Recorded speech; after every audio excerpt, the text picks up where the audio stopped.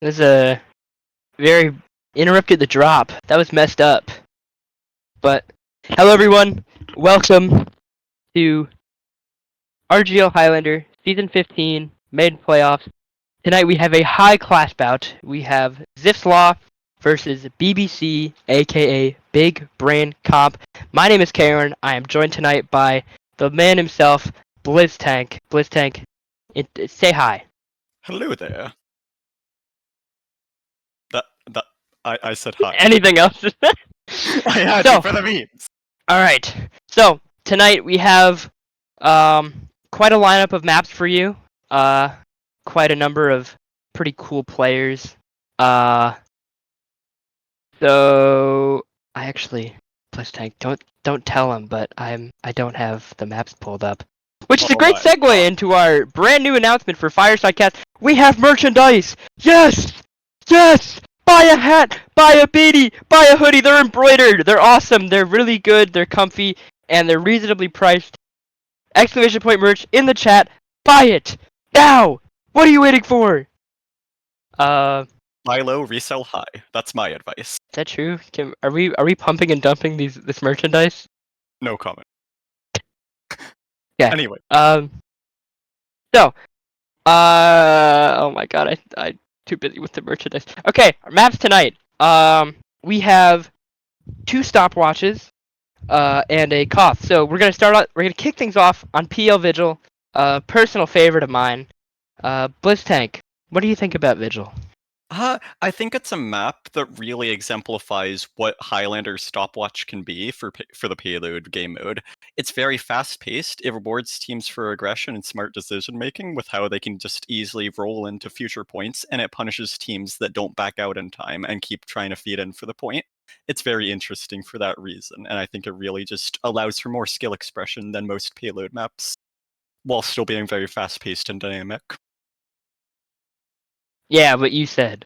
Second map is Cough Asheville, one of my personal favorites. Asheville, I think, is the most coordination-heavy Cough map in rotation, other than, well, I guess Cascade's not in rotation anymore, but Asheville will punish teams who overextend and punish teams that are too afraid to take space that they've already gained. It's very easy to kind of get steamrolled and shoved into your own ramp and just kind of get stuck there. And it's as equally easy to overextend after you take the point and just kind of run yourselves into certain death. But Asheville, very push and pull.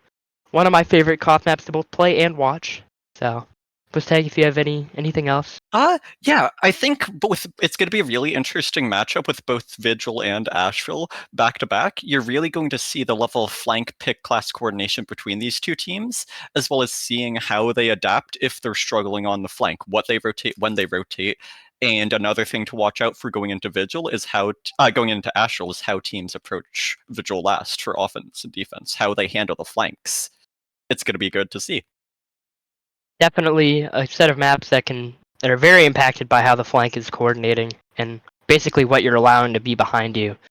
Third map, which would be the tiebreaker if we reach that point, is PL Eruption. Eruption, a new map to the pool. Eruption is a very difficult map.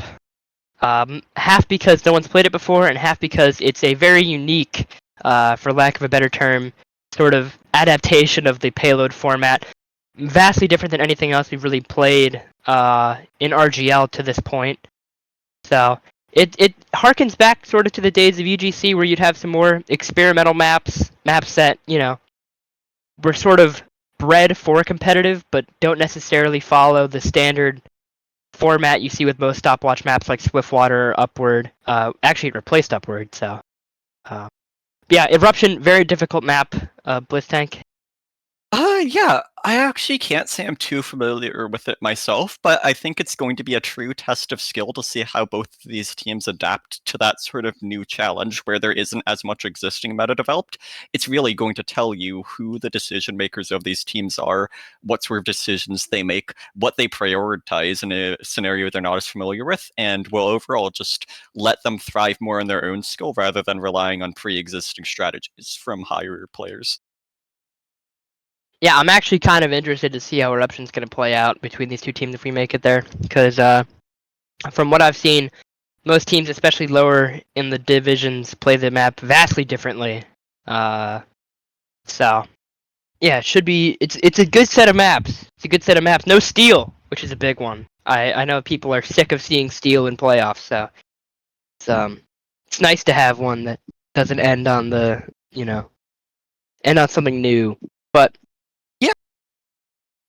in a way, I'd kind of like lump Eruption and Steel into a similar sort of category where they could really just be anyone's game at this point, where there's just high chances of either team pulling out the victory. So I'm excited to see one of the two be in still. definitely. So I think, with that being said about the maps, we should move on to the players. I think if we have a screen for that, I'm not sure. But both teams, a lot of really highly talented, very skilled players on these teams. A lot of players in this match tonight have played advanced. A lot of them have been playing together for a while. I think Zipf's Law has been around for, on and off since season 6. BBC's been around since the dawn of time. So it should be, I think it'll be a lot more down to DM as opposed to the typical main battle of coordination that you see at this level. So, we run down the rosters. I think we should run down the rosters. Yeah. So for the side of Zipf Law, we have Gnome 344 or Junior Stank on Scout. Gnome 344, aka Junior, aka El Nino Blanco. Very highly skilled Guitar Hero player. Along with being a very, very solid scout. You'll see him with great synergy with the soldier K. Those two have been together for, 10 seasons at this point. They're very good friends from what I understand. And that should definitely benefit them, especially on a map like Vigil. K is very, very dangerous on this map. On Pyro, they have Queen Bee Remedy. QBR, as some would say. Remedy, another sort of veteran main player. Solid Pyro. It's going to be tough for Justario to get in at times, but from what I remember from Zipf, they kind of struggle with immense pressure. That BBC just read it up. We got to run through this. Colin on demo. Colin's been around for a while. Good choice. Firebird Jr. on Pudis. I'm just gonna stop. Oh shoot, we're out of time. Firebird on Heavy. Gilnet on Med. Landscape on Sniper. Cthulhu on Spy. BBC is Lycaser on Scout. Rise on Soldier. Katia on Pyro. SN on Demo. Mythic on Heavy. Narwhal on NG. Manfart on Medic. Nico on Sniper. And Justario on Spy. BBC, been together forever. A lot of these names are very recognizable if you played main at any point. So, not to be messed around with. Both of these teams are very good. I mean, they wouldn't be in playoffs if they weren't. So, I don't know why I rushed there. We have like 35 seconds. Sorry. Yeah, BBC definitely has a very consistent history. They have a slightly different roster, but I think they might have a slight edge in terms of just what their baseline level of strategy is, like the types of strategies they typically employ. You might see that being a bit different. I'm pretty interested in seeing how both demos play it out. I'd say both Lin and SN are like towards the advanced end of demos and can definitely have a lot of potential. Like I think we're looking at demos and soldiers here. I'll pass it back to you though, cayorne. So, spawn gates are opening. We are live. So far, not much happening. Cthulhu going down to the auto det from SN. So early pick on the Spy, that'll make it a little bit more difficult. K engaging immediately with the Soldier. Rise for BBC. Remedy goes down. It looks like BBC's holding their flank pretty steady right now. Able to get that early pick. Justario going in for a stab, won't quite find it. Lin is all alone on flank, just taking immense amounts of damage. Gonna go down to the Scout. K coming in for the late bomb, won't be able to find much of anything. Mythic able to take out Cthulhu in the skirmish. Jelly also going down. K is as well going down to Mythic. So BBC holding strong on the flank so far in the early going, but it's Vigil first, so cart time most of the way up. They should be backing out here in a second. Yeah, I want to say on the flank there, it looked like BBC got a little... Zips got a little distracted and split by the spy and didn't really follow up after the spy cloak. And it's cost them a lot. Yeah. So BBC backing out, able to get a solid foothold on the second here. We're just waiting for someone to push something. Zipf mostly deathballing around the cart. Should be seeing a sack here in a second. Jelly going down early to Nico. That's the cart pusher. Cthulhu like also banner. dying. Is that a banner coming out? I think red. Yep. Yeah, red banner. K Oh, going yeah. in, completely denied by the sentry. Not able to find much of anything. Landscape on Huntsman on the cart, going down to SN. Landscape has used the Huntsman before. He's actually quite notable for that. A few seasons ago, people were getting very mad about him using that weapon. So I actually didn't know he still did that. So that's interesting. Lin just kind of sitting in tunnel with their combo, waiting for something to happen. I mean, BBC doesn't really seem to have any holes. We should be getting the exchange in here. Uber comes out from Zipf's Law. Medic Guild goes off the cliff. No. The Uber comes out from BBC. It's way better. Zipf's Law actually does have some decent positioning, but they just don't have the health. Actually, wait, they're getting a lot of cap time. That was crazy. Yeah. Zipf's Law is still in. Zip was a little staggered on the push, but it looks like it might work out. Cthulhu might actually be able. They're actually gonna get this cap. That's crazy. Zipf's Law, despite their medic getting pushed off the cliff, able to make that push work. I mean, that's just more a issue of BBC not being able to hold that space, especially with their better Uber. Sort of overcommitting, as we said. You get punished pretty heavily for that, as now they're just gonna get steamrolled over third. So Sniper shot from Tor. Nico just killed Guild. Yeah, sniper coming in from the tunnel. Guild just not paying attention. We'll be able to pick up the frag. Well, So- I think part of the thing here is that What is happening? The pyro. landscape is still on Huntsman, so it might Yeah. make it harder for Zip to secure ground and angles, especially if they're trying to do a forward hold there. But as you were saying, I don't know what Queen Bee Remedy just did. They just like jumped into the combo and just turned into a firework. That was crazy. They almost got the med pick, which is nuts. But BBC backed up to last. K just trying to get some early spam onto the gun. Lycus are going down to the Huntsman. Landscape is really far up their flank. Like he's like in their spawn right now.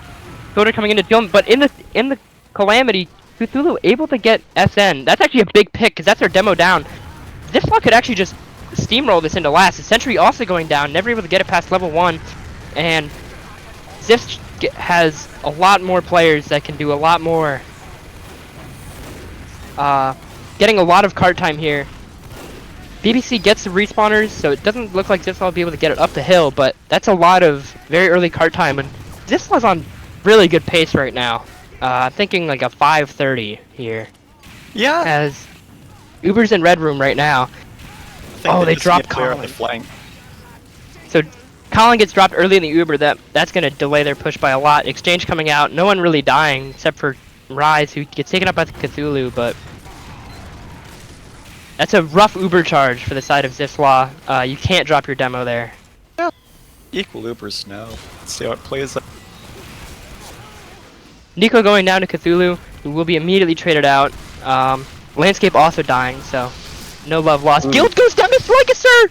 How did that happen? We're a little out of position. How There's did that just their happen? player and medic watching and fighting a scout and spy mostly. Like, I want to say they're just trying to take ground too fast. They're not properly escorting or securing ground. That is insane. That's terrible for Zipf. That's gonna delay them by a whole other Uber cycle. As now BBC has full ad. Yeah. We can accept to maybe see a sack here, but Yeah, I think we're That's- hoping to see a sat. that's Maybe really through bad. main. Could be. Landscape able to take out Nico. Who's just not really paying attention. Looks like I a mean, flank. why would you be expecting a red room Huntsman sniper? As it looks like Zipf's actually dry fighting this at like full disad. Able to get the Uber out, and that was actually a good force. Yeah, they're like Um, taking a lot of chances, it seems. Yeah, they're not really. They don't really seem. I mean, that was actually a very smart play. To like fake a dry fight, get him to use, because now you have huge ad pushing the cart up the hill. It's already up the ramp. Yeah. BBC, no one contends the cart. They're 9 up. So That did go really well for Zips at the end, but I still kind of have a concern for how that might play off on Ashwell or future halves. Like, they didn't really secure or push flank that much. It was just mostly a death ball from cart, or like one side of the map. It would be either like their combo an entire team pushing flank and then dying, or them just sort of all death balling main, you know what I mean? I feel like that could come back to bite them.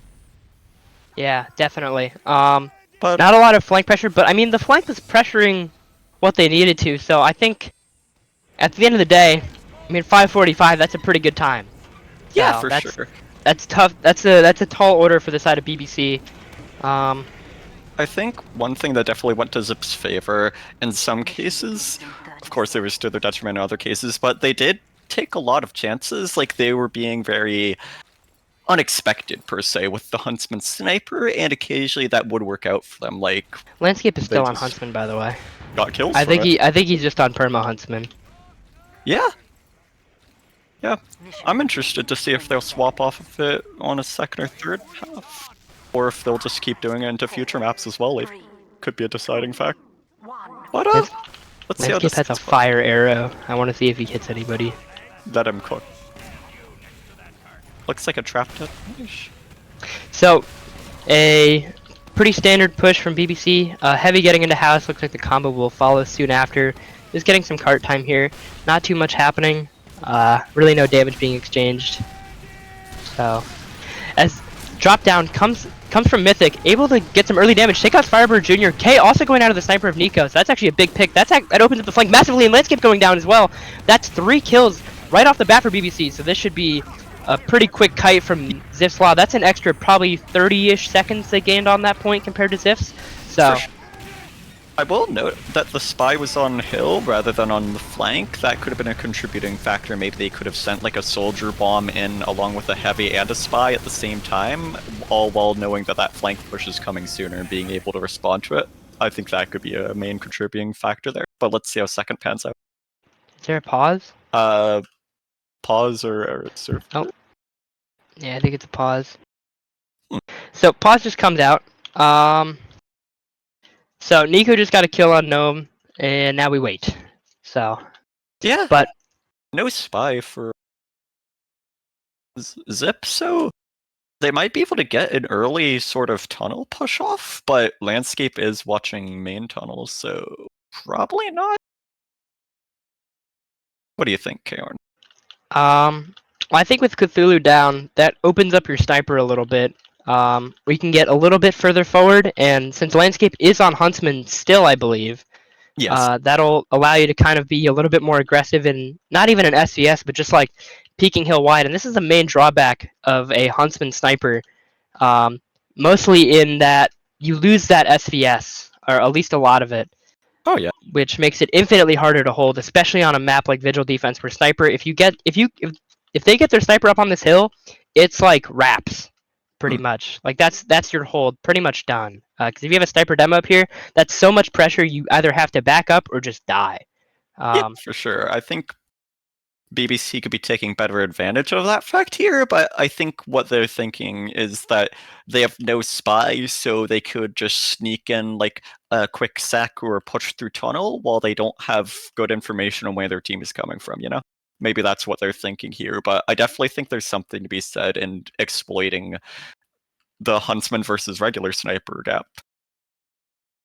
Which Yeah, I would we're not agree. really seeing here out.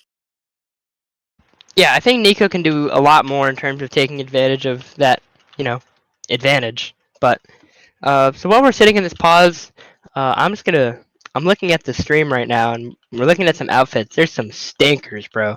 What is K wearing, dog? Yo, K, if you're watching this stream, bro, get your money up. That is disgusting. What you got like? Okay.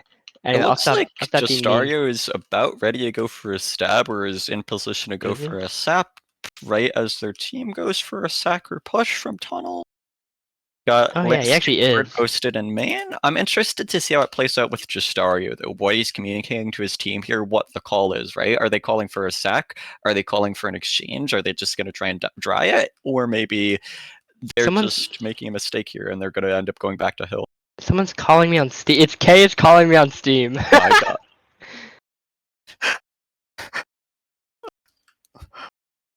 Do they want like an interview or something? I have an insider information. Kay is reporting that he is filing an official complaint with Fireside Cast for insulting his outfit, which he claims is Louboutin and costs $12,000.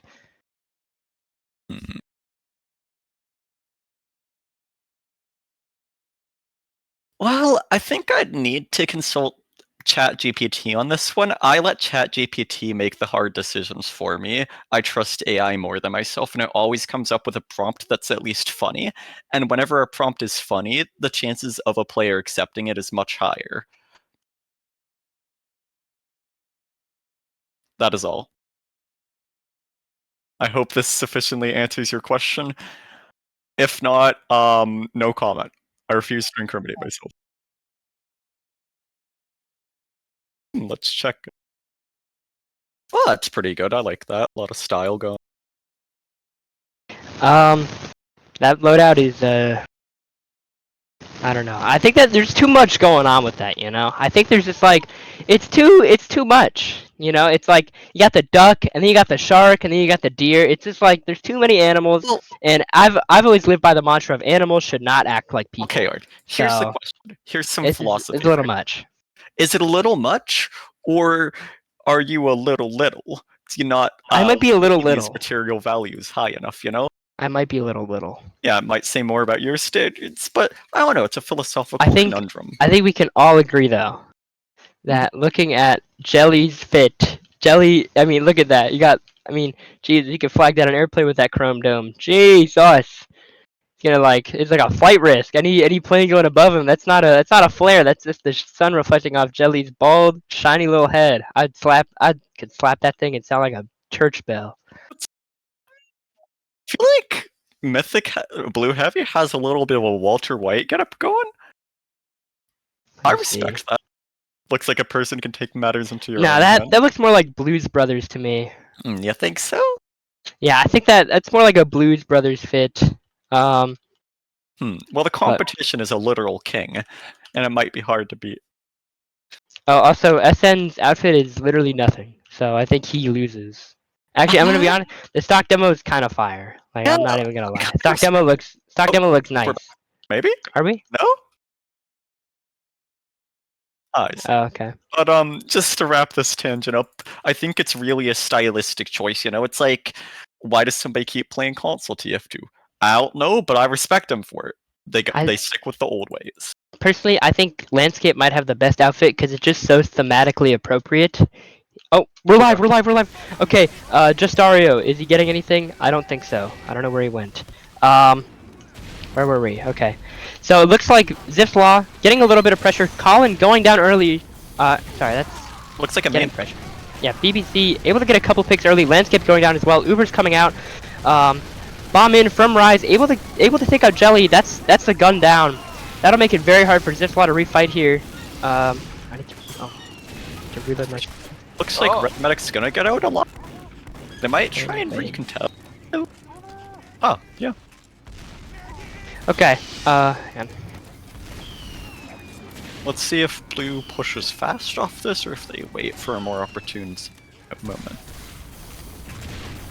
Got an early heavy push. They get punished for it, but... Yeah. Looks like another tunnel push from them. Back to you, okay. Looks like it might even be like... Might be waiting for a sack wave of some kind. I actually don't know the Ubers. My HUD is broken. But both have. Okay, yeah. So. And it's just my HUD's glitched. Okay. Yeah. So even Ubers right now. So it looks like both teams aren't even really committing to a push or like a back out or like a recommit. It's just, they're just kind of sitting on top of hill. Mythic going down. Nico also dying to Cthulhu. I'm just confused to what BBC, like you have all this space, you gotta like commit to something, you know? I think they're just feeling the time pressure at this point. That's Maybe. what I think it comes down to here. Looks like Justario is going to try and work his way in. I've also noticed that they just aren't necessarily the most coordinated or in sync with their flank pushes, though, and that staggers their spawn waves occasionally. Like, you'd see a heavy just go in by themselves on a side tunnel. And, yeah, push coming out. Landscape is clubbing their demo to death. weird play, but able to take out Colin. So, or not Colin. SN. Ooh, Sorry, I'm BBC's on quick tweaking. fix now. Are they? Yeah, 75% right now. Red has Uber. Maybe they're gonna go for a sack and then an exchange. Maybe they're just gonna try and build another charge up faster.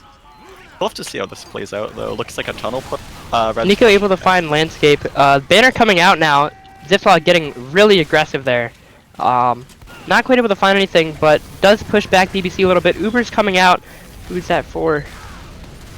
It's actually a youth from the red team. So an exchange coming out is quick fix. I couldn't tell for a second. Yeah. But Zipf winning this Uber pretty handily as SN going down, and they're just caught in side tunnel. Zipf just cleaning up. They're just very scattered on these pushes. You saw like like 4 people or so on hill. They tried to go main tunnel without their pyro, which I guess could be interesting with the quick fix, but I don't think you want to go main or side tunnel with the quick fix. You want to like take advantage of the movement potential and the extra room that hill gives you, I think. And maybe you treat it as like a sack of sorts, and then you just try and like quick fix the mech way afterwards. Looks like another hill push. Yeah, so BBC trying to get some early hill pressure. Justaria going down. Is that my game Fred? So once again, BBC just kind of walking uphill, but not really committing. They're just sitting here, and Banner coming out. I mean, I wouldn't be surprised if they don't get mulched here by just a weird collapse with just the Banner alone. Yeah. They need to just walk. They're either walking or they're not.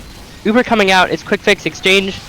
And doesn't look like they're going to find much of anything. Firebird does go down, but they'll trade that out with Mythic as Colin finds a pipe. Manfart going down, Narwhal down. It's just...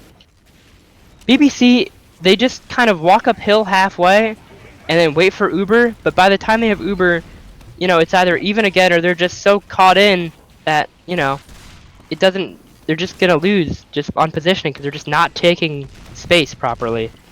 Like, if you're gonna play the Uber exchange, you have to fully commit. You can't just like sit like in house and just wait for them to either feed into you or, you know, try to kite an Uber. I do think at this point their hand is a bit forced by the quick fix, though it does limit your options for a successful exchange and it cuts down on a lot of your sustainability. Like, you do have to go for gimmicky and risky plays, I feel like, to make the quick fix work there, but they aren't. They're just kind of using it like a pseudo normal Uber, and they're really getting punished for it, but I don't think that's really the deciding factor there, as they were still on regular Uber for their initial pushes. I really just think it's the time pressure there. They're on the back foot. The stakes are high. It's single elimination. They gotta make plays. They gotta go in. I think that's the mindset you're looking at here. Yeah, so... Zipf able to hold BBC on second for over 5 minutes. I mean, that's... If you're BBC, you really need to just go back to the drawing board, talk to each other, see what's going wrong, because if you're going to get a hard held on second, it's going to be a rough one. Because 5 minutes is far too long to spend on any one point on this map, especially Vigil second. I think their positioning and coordination were the main things. Like, I don't want to hark on too long about that. Well, looked like a pretty dominant defense from the side of Zipf. If we can pull up the logs here. Yeah, let's do some analysis.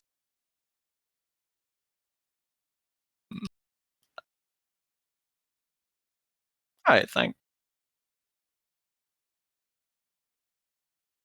So, flank and heavy for Firebird doing a lot, along with K, who I pointed out would be a massive issue for BBC, especially on defense.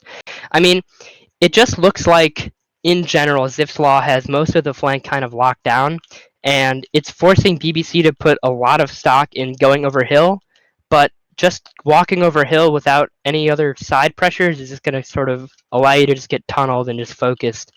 Yeah, for sure. I think they just had a lot of, like, I don't think they necessarily really had, like, clear role delegation on second. Like, they were all just trying to do each other's roles, but let's put yourself in their shoes, right? What would your advice be to them there, cayorne? How would you break that loop? sack. Don't be even Ubers. That sounds pretty reasonable to me. Yeah, I'd agree with that.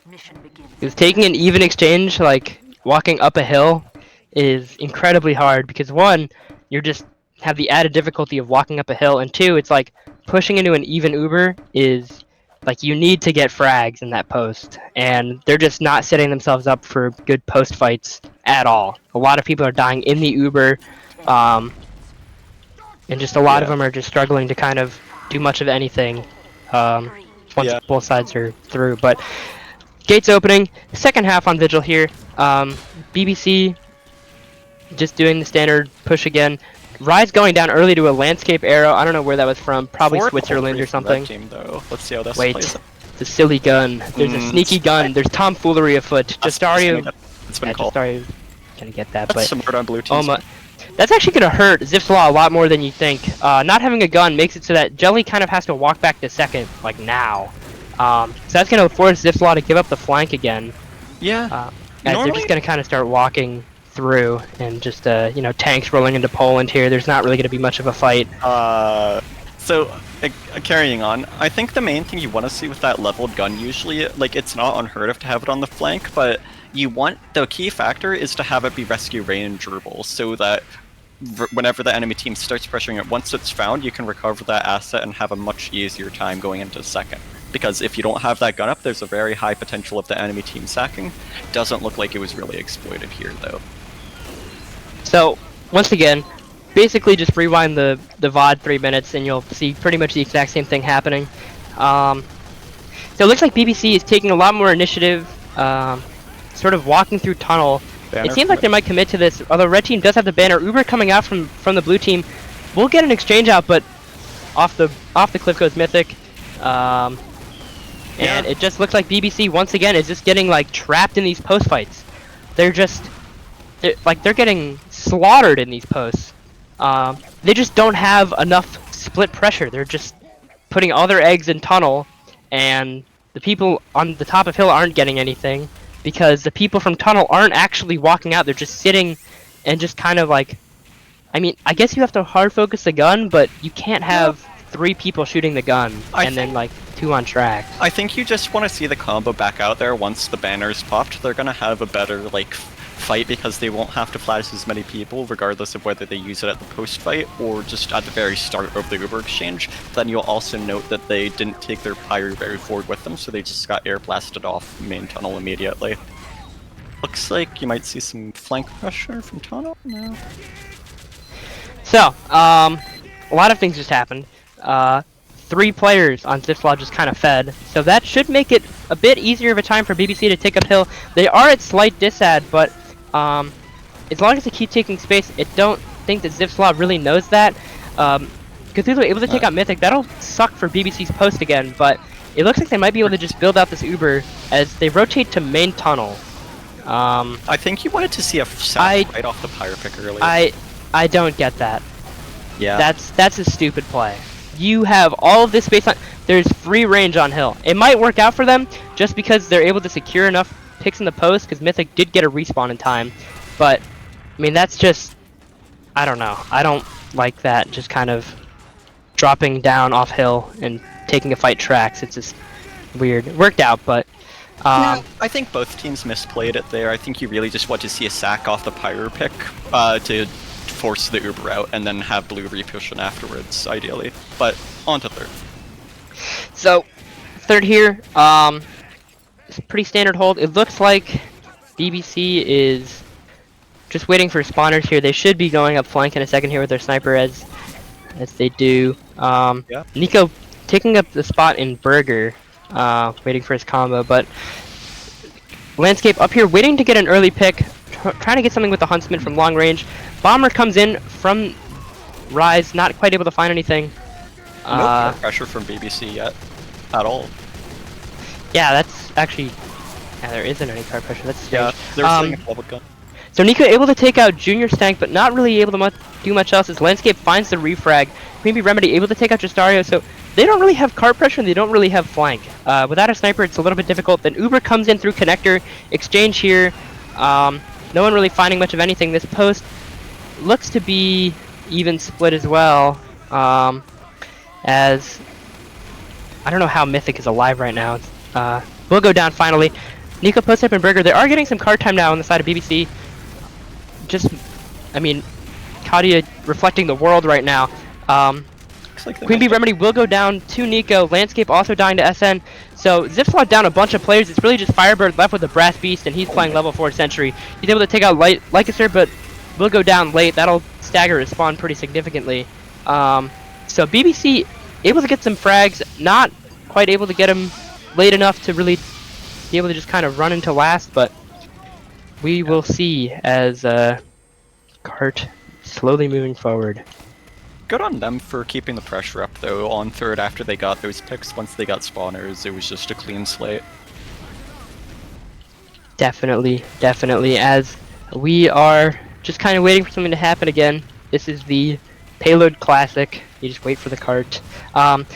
Aggression coming out from the side of BBC through Red Room. Remedy just completely denying their Uber.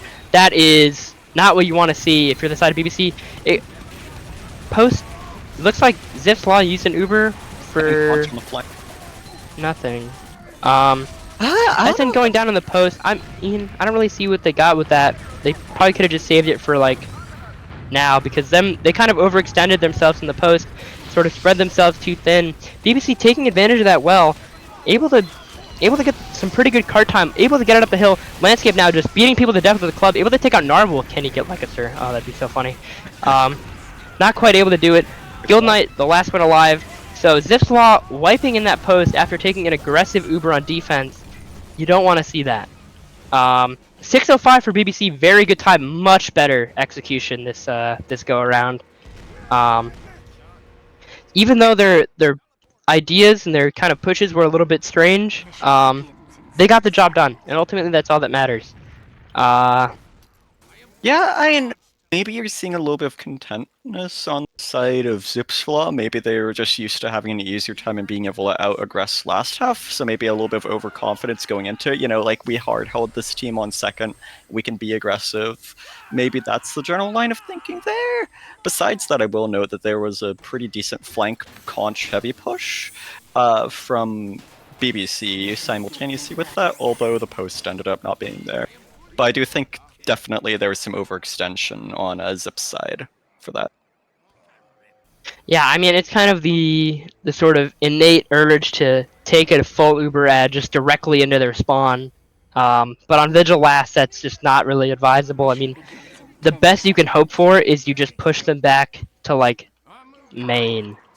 And at worst, you see what happened there. You just get completely separated in the post, and your flank gets lit up, and then you're just kind of alone in a 3v9. Let's focus on this half now. You got a very forward flank hold from BBC. Yeah, actually very forward. Gun extremely aggressive. I think they might be trying to hold this for time. Yeah. Lin able to get behind, will go down. So actually holding pretty firm. They will get the Uber out, which might affect BBC pretty significantly on second here, unless they can just hold this for another 40 seconds. Which, as it stands right now, it looks like they might be able to do. I mean, no deaths other than Narwhal, which, you know, does get the gun down. But I mean, with 8 people alive on the flank, it's still gonna be difficult if Zipf can't get like some kills right now. I think with the Uber just that it might be a little rough, though. I feel like you want to see just like a back out and a stack from BBC here pretty soon, or else they just risk losing a ton of resources like right now. K just able to find 2 kills on the flank. Shoots one of them off the cliff. But that'll be pretty bad for BBC walking up this hill as SN goes down early to Colin. So down a demo now, and with their gun in a really weird spot that's not exactly defendable, actually going down early to K. That is detrimental for BBC's second hold. Zipf's Law, with full Uber ad still, should look to take advantage of this here, as Colin walking uphill now, waiting for the Uber. It will come out, and BBC's just going to have to run to third, unless they can get a really good post fight here. Not a lot of card time, so it is plausible. Zipf's Law has to really just keep him in this shutter, though, or just keep him back. Colin going down, Lycaster will go down in response. That's a pretty big pick for BBC. They might be able to rehold if they can get out now, but it might be a bit too late. NG going down on minis as well. Mythic staying in, going down. Rise running for his life. Jelly will find the frag. So BBC, a kind of, let's call it optimistic refight here on third. SN going down early to landscape as well. This is gonna be last. They're just gonna get pushed back to last here. There's no, I mean, you can wait for spawners. Nico able to get Firebird, so it actually could. They might be able to hold this, but I mean, think they hold. they're losing out on a lot of pressure here. Actually, yeah, Zipf's Law. Especially on the flank, I want to say, but there just aren't people around to take advantage of it. Yeah. So, sort of a weird set of happenings, but Zipf's Law able to quickly reestablish their presence in flank. Guild going down to Nico. That is a big pick. That'll slow them down massively. As now BBC has full ad. They're taking it in. Why are you taking it in? The cart's not even close. Interesting. Oh, it's for the log. They see a lot of players clustered around, so maybe they're just thinking, you know, like they'll wipe them. But you just want to play it safe. You want to play the ad for third, definitely. Yeah. So BBC still has a bit of ad, because Guild wasn't really building. But yeah. I mean, that's just. 20.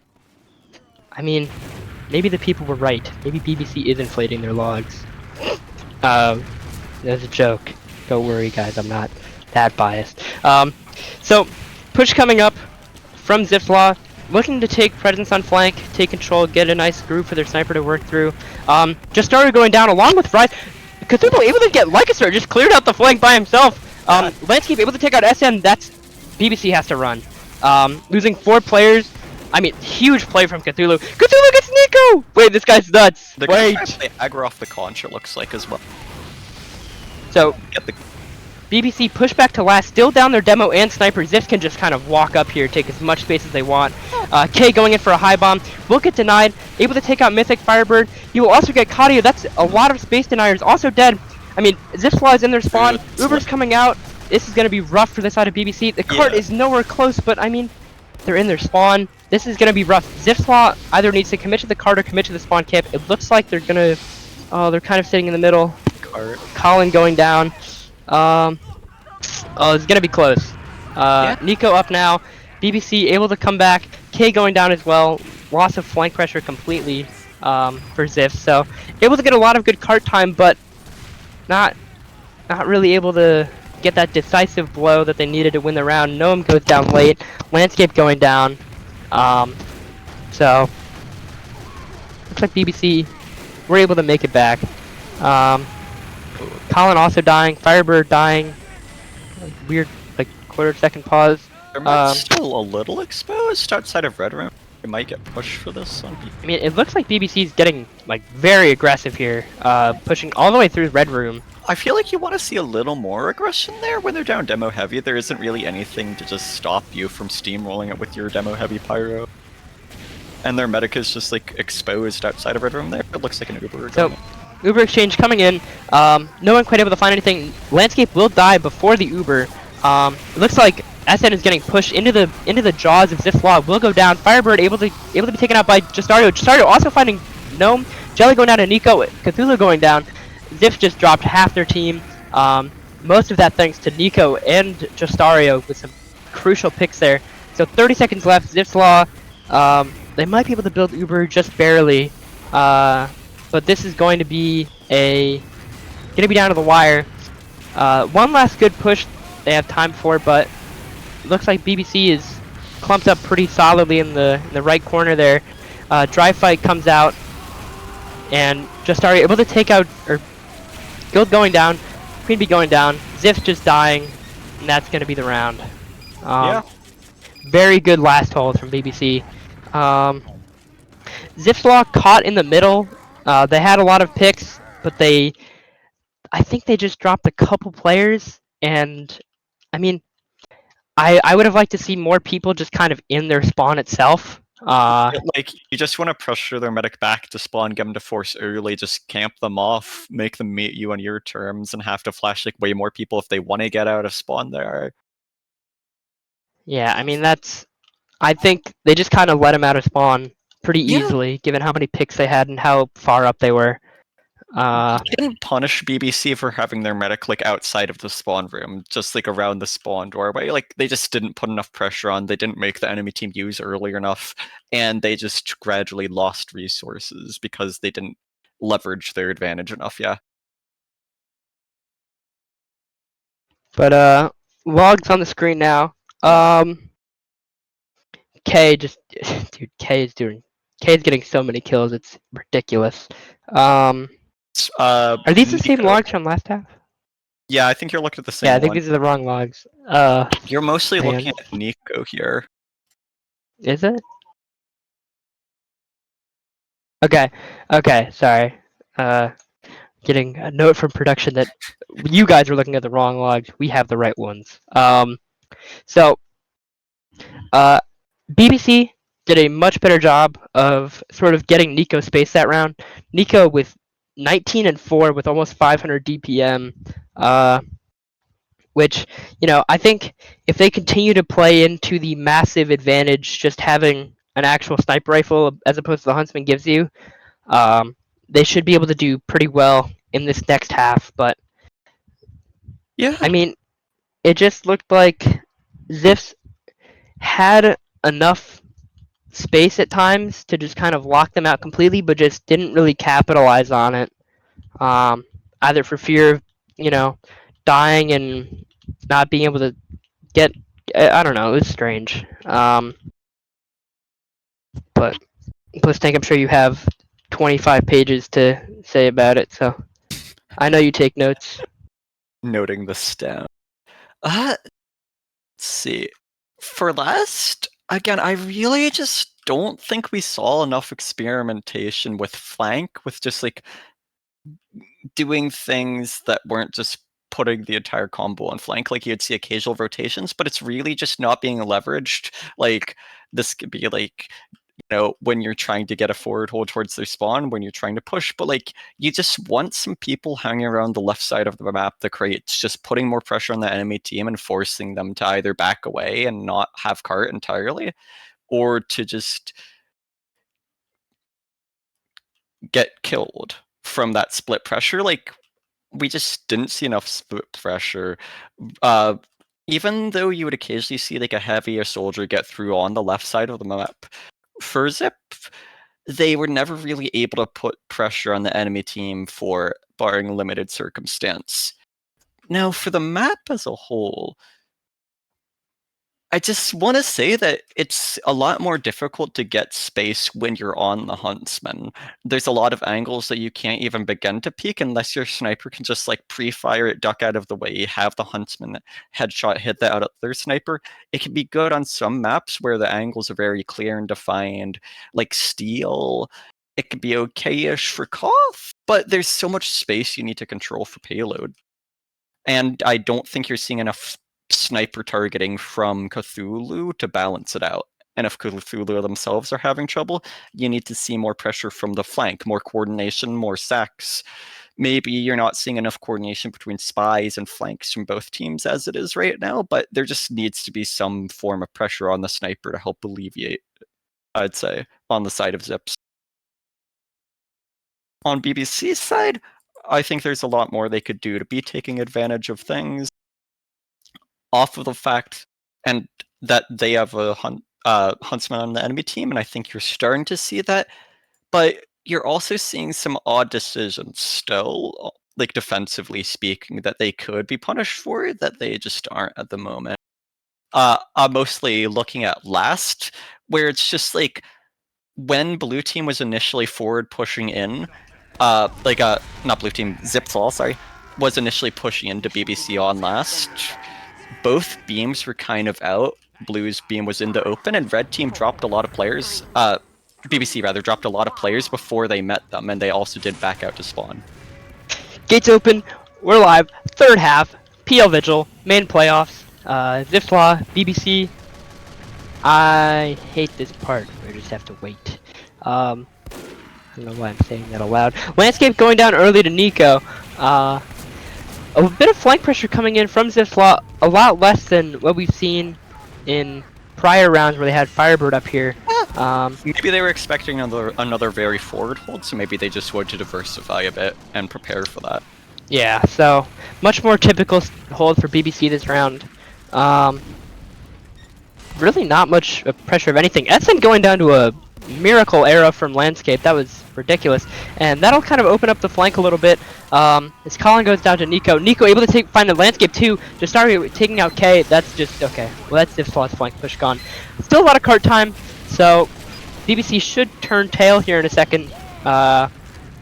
Mythic going down late. That might hurt a bit because with the faster responses from the blue side, that's not what you want to see, especially with a class like Heavy who's does so much to protect the flank.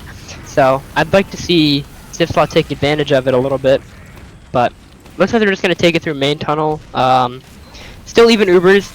Lin is spamming a gun that isn't there, so we'll go down to Nico.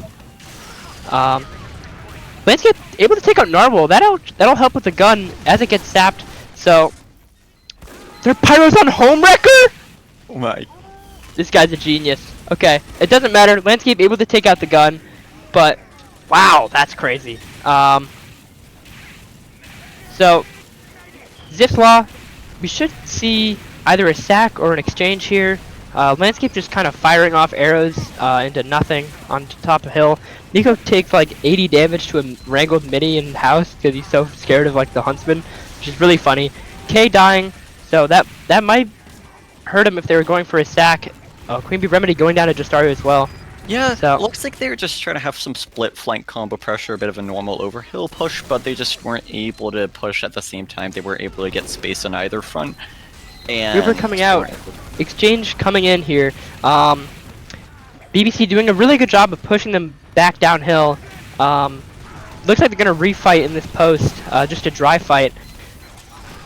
Not able to get too much early as K goes down again. Maybe that was the previous death. Banner coming out from the side of BBC. Just holding firm. Zipf has to run back down the hill.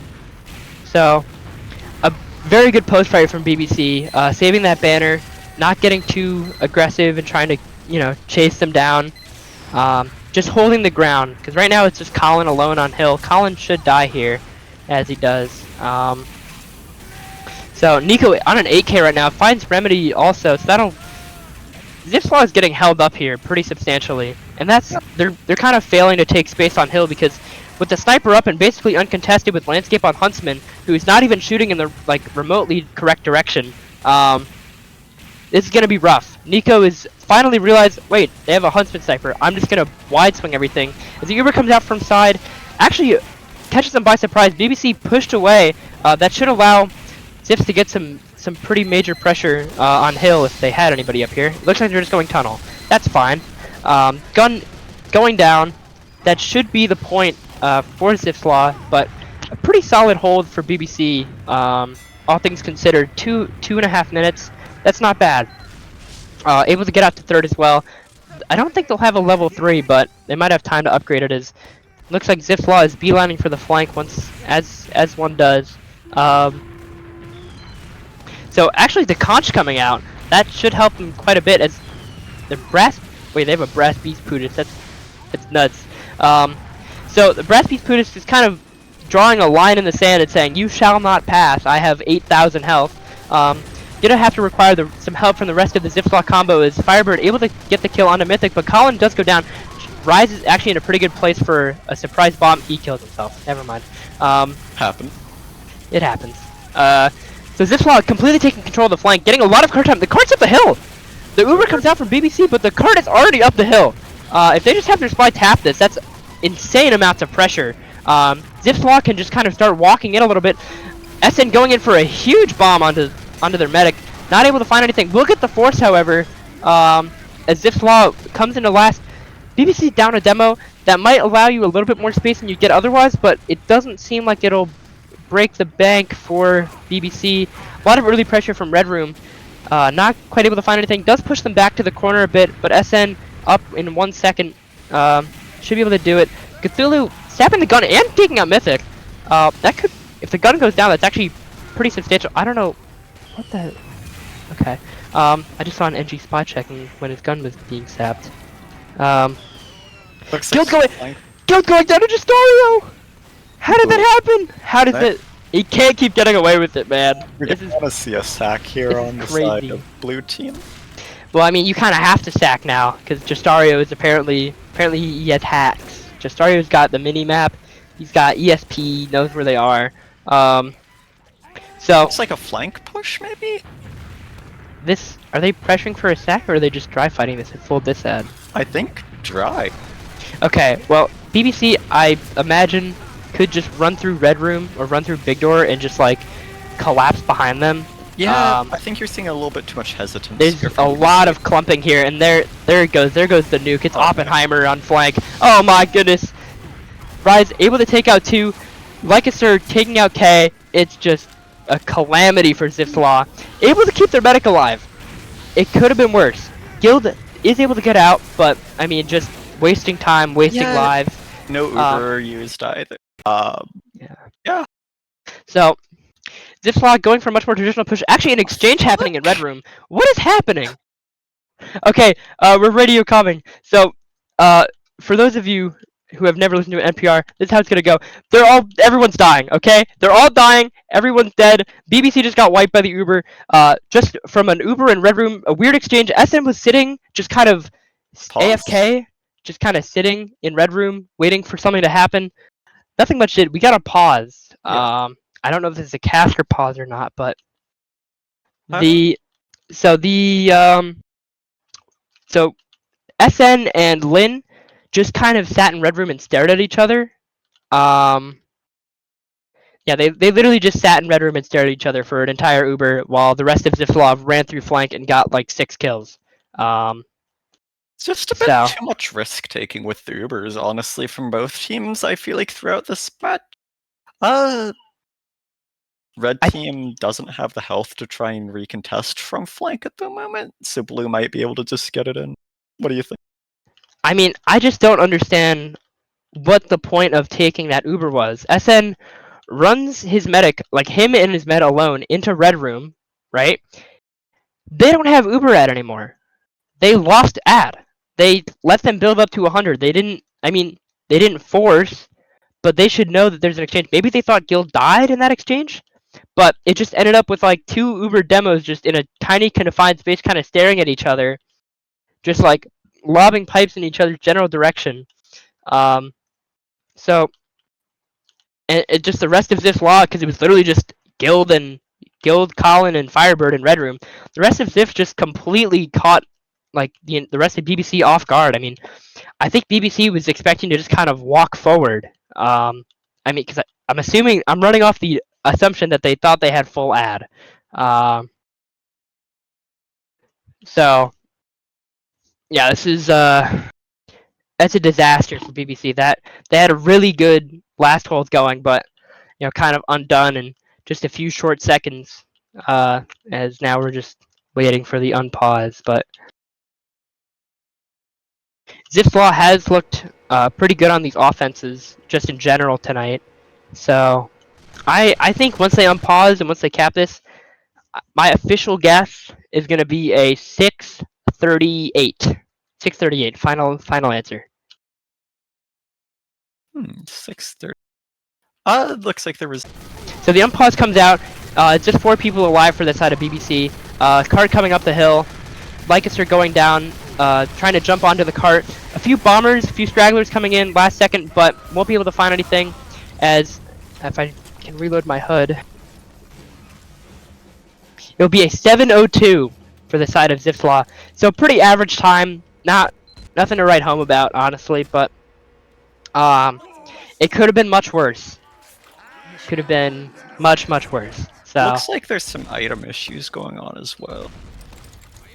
really, Yeah.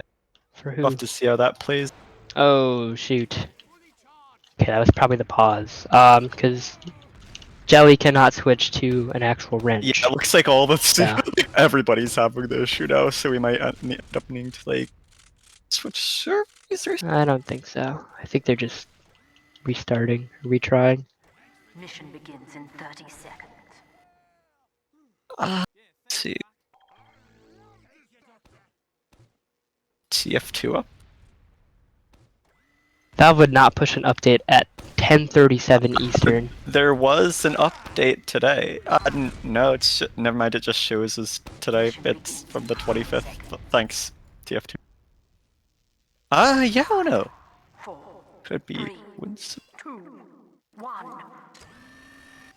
So gates opening rather. No gun for the red team. Yeah. Shoes. So I don't know if this warrants a replay of the half or a re-exec, but this is a rough spot for Zipf. Not having a gun on Vigil defense is pretty much impossible. It looks like they're actually switching. No, Jelly does have his wrench now. Okay, so a bit of a compromised first hold for Zipf's Law, but I guess we'll have to see how admins view that situation. If they lose by a couple seconds, it's going to be a rough day for you, Blitztank, unfortunately. So, Bomber's coming in, early sacks, double bomb, gets completely denied. Jelly going down to Justario, though. That's a big pick. Gun also going down, so a good sack wave for BBC. Not able to get the med, but they get the second best thing, which is an NG and a gun. So I expect to see some pressure here once they get respawners. Nico just kind of uncontested, just allowed to sort of walk uphill. Landscape firing like pellets at him. Think you just. Okay, so the Uber's coming out from the blue team. Exchange happening. Not much happening. I mean, there's an entire Uber being spent flaming an already Ubered Pudis on the top of hill. Pyro drops down to cart. The red Pyro, both Pyros are fighting each other on cart, not able to find anything. Zipf losing a bunch in this post. BBC just kind of walking up. Junior Stank able to find Firebird, or sorry, not Junior Stank. Lycus are able to find Firebird on the stairs as blue team BBC will cap second, and will continue their journey to flank. Zipf's Law a lot down. Landscape going for a silly play on tracks. Doesn't look like he'll be able to find anything. As BBC just walking it up flank. 4 people here. Justario going down to a detonator. So BBC working themselves uphill, going through connector. Looks like Nico going down to landscape early. So that will affect the post pretty dramatically. As the Uber comes in through connector from BBC, getting out of the demo and under, won't quite be able to find him. Heavy sitting, just crouched on the rock, watching flank, just unshot. He's 300 health. He's able to take out SN, Kadia, and Mythic just without taking a point of damage. That's ridiculous. Firebird finally going down after killing half their team in that post because they just decided that he didn't exist. Landscape dying on cart for no reason. Remedy also going down to SN. Nico getting a headshot right before the stick comes out. Uber coming through from Zipf's just to prevent it from getting on top of the hill, because once you get it on top, it doesn't really roll that much. And that's like pretty much when you leave. So Zipf still holding steady. Cthulhu able to get a pick on a Lycus here. That's a card pusher down. So, and with the banner coming out, Zipf looks like they're going to be able to try to push him out completely. Mythic also go down to Cthulhu. Cthulhu's getting a lot done this half. So, BBC kind of pushed back to their spawn. Zipf's able to take a little bit more aggressive positioning. I mean, and none of this would have happened if Firebird didn't just randomly decide to put on the invisibility cloak and get 3 kills. Uber coming out from BBC now. Zipf still only has 70%, so if they can play this right and get this kill on Guild, they might be able to just get out without needing much more. Cap will come out. Guild actually able to leave with full Uber ad, so Zipf, if they wanted to, could take an aggressive refight. I don't know why you would, but I mean, you can. If they want to just stop their momentum right now, because BBC, it looks like they're going to start walking outside. So Zipf's Law, just with a pretty standard hold, looks like the Ubers are probably going to even out realistically. Nico looking for something at Big Door, getting accosted by Junior Stank. He's wearing the exact same loadout as Lycus, which is why I keep mistaking him. That's very cool of you, Junior. Able to find Nico. Justario also going down to Jelly, or not Jelly, Colin. Rise going down. So the flank of BBC just getting crunched by K and Junior. So good play on their part. Landscape able to jump up, do enough damage to get the kill on the heavy with K's help. Exchange coming out now, and it looks like SN is getting pushed into the skybox. Oh Yeah, my god. that's a two-person push. So BBC, another Uber where SN is probably just like, Uber me, use, and there's no one with them. So Landscape is like in their spawn right now. I don't know. Landscape is under. Oh! Wait, don't ever. Oh my goodness gracious. Maybe Butter my there's biscuits. just like not enough slap me with a trout. communication, or they feel obligated to stick through with the plan and don't want to back out. So looks like BBC just waiting for another exchange. Not really much pressure with their sniper. They paused again. Okay, never mind. That's server lag. So some aggression coming up from BBC through Red Room. Not really getting too much with that. I mean, it's just going to come out to exchange. Slight ad. They can actually catch them out here. As the Uber comes in with SN, Guild will be able to build in just in time.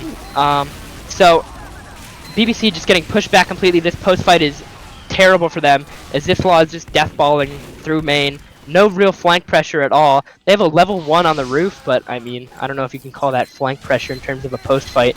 That gun will go down to K. So looks like Nico trying to work outside. Colin going down to Justario that's a pretty good pick, but Nico actually able to fight off Gnome with the help of Mythic.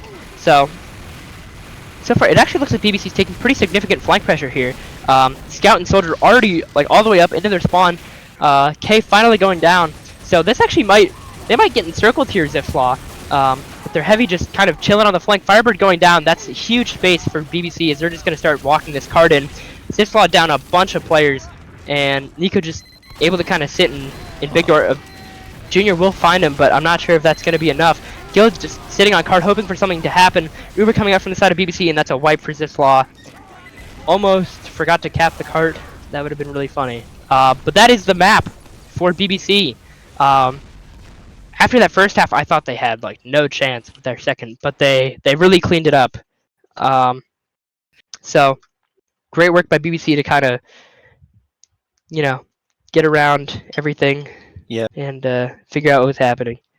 I think Zips was a little too split on that. Their demo sort of went a different way from their Medic and Pyro, and they just kind of stuck to their corners instead of proactively confronting the enemy team and trying to hold on to that ground.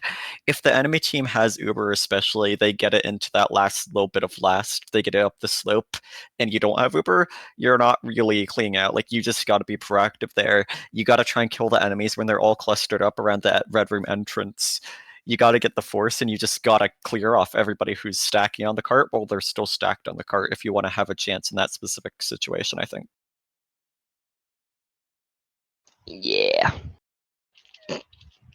Just a little too much. Yeah, definitely. BBC takes map 1 2-1 as we move over to Asheville. I don't know who picked what. Probably should have looked at that. If I'm being Let me see totally if I can. honest. So it looks like we're being told by production that Asheville is BBC's map pick. So Zipflaw losing their map. That's not how you want to start a playoff set. So It's still kind of pretty even all throughout, and it may have had a different outcome if there weren't some issues with the item server on the defense half for Zip. That actually is true. If Zipflaw goes on to lose this, that might be a legitimate qualm. This map may need to be replayed, Vigil, at some point, but yeah, that's a problem for you to figure out. So, good luck. I'll have to get into it later. Yeah, I'll probably talk to some other people about it. I'm looking at the rules right now. I don't see anything like immediately on items, but maybe I'm also just not searching for the correct key term. I believe in the past it's mostly just been maybe like replay the map per half if it's really an issue, like if it's like a vital sort of problem, or otherwise I think it would just usually be a case of like reconnecting and dealing with circumstance. But I do think there could be a potential like, I mean, 20 seconds. That map might be replayed, but for our sakes, we're just gonna pretend like it won't be, and move on like normal. That's something I'll be able to deal with more focus on after the fact. Yeah. I think Landscape is staying on Sniper on Huntsman.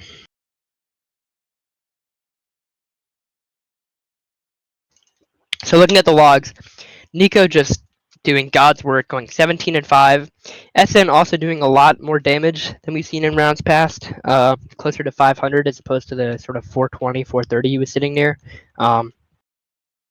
So, yeah, I mean, just in general, there's not really any one player making a difference. I mean, the pick classes from BBC are doing a lot. Like Nico's getting some really timely picks, Justario as well. But the same can be said about Cthulhu.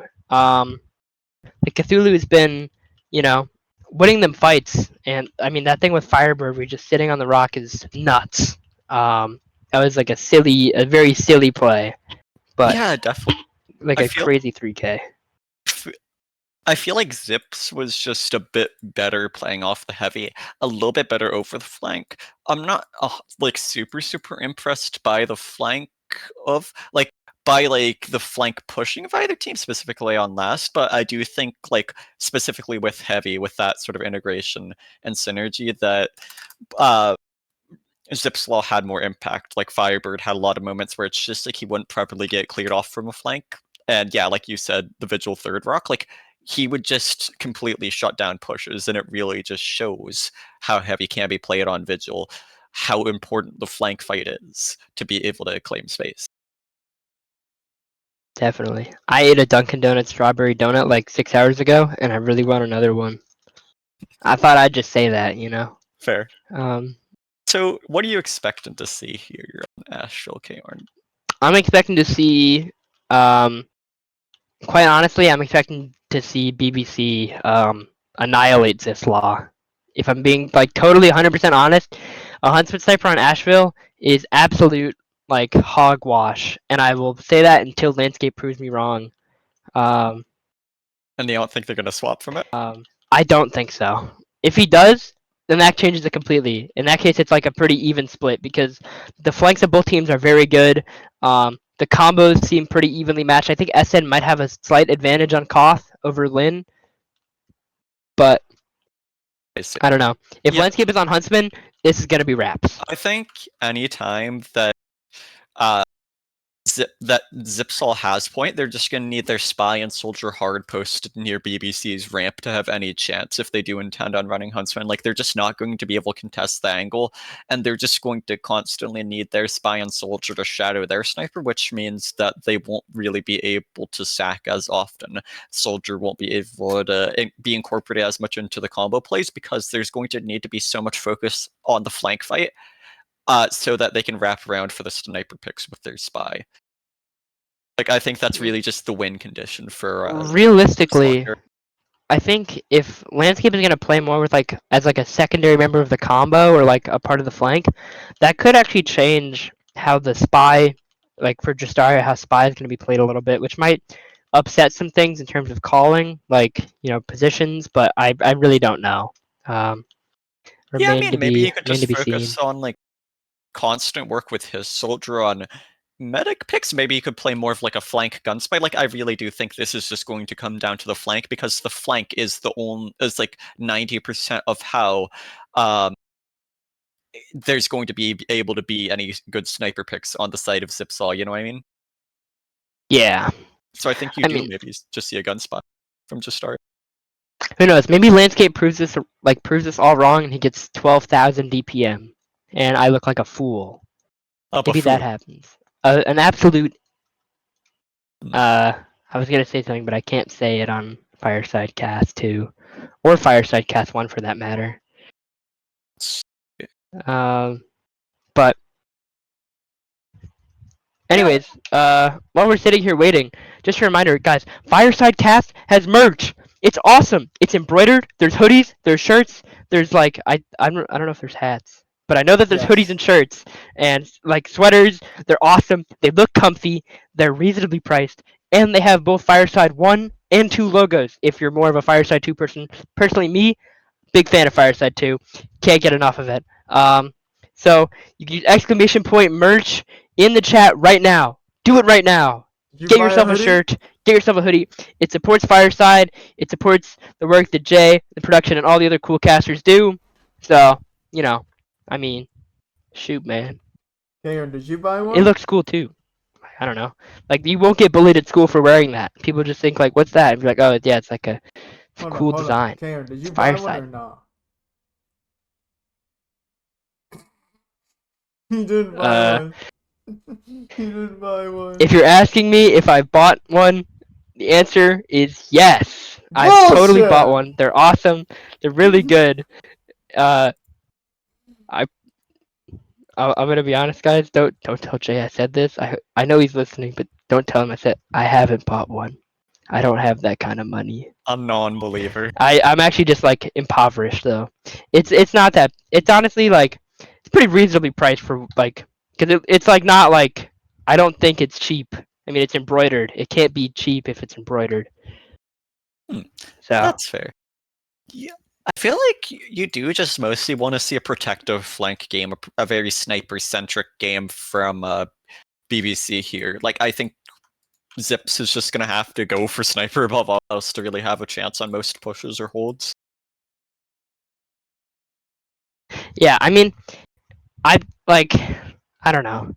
If Landscape plans on using Huntsman, like this is just gonna play out in such a strange way that I really don't have any form of insight. It's just gonna be weird. That's my prediction. This is gonna be a really weird map. That's fair. I think the angles make it really hard for this map. Like you just need them locked down to be able to push, like from either bats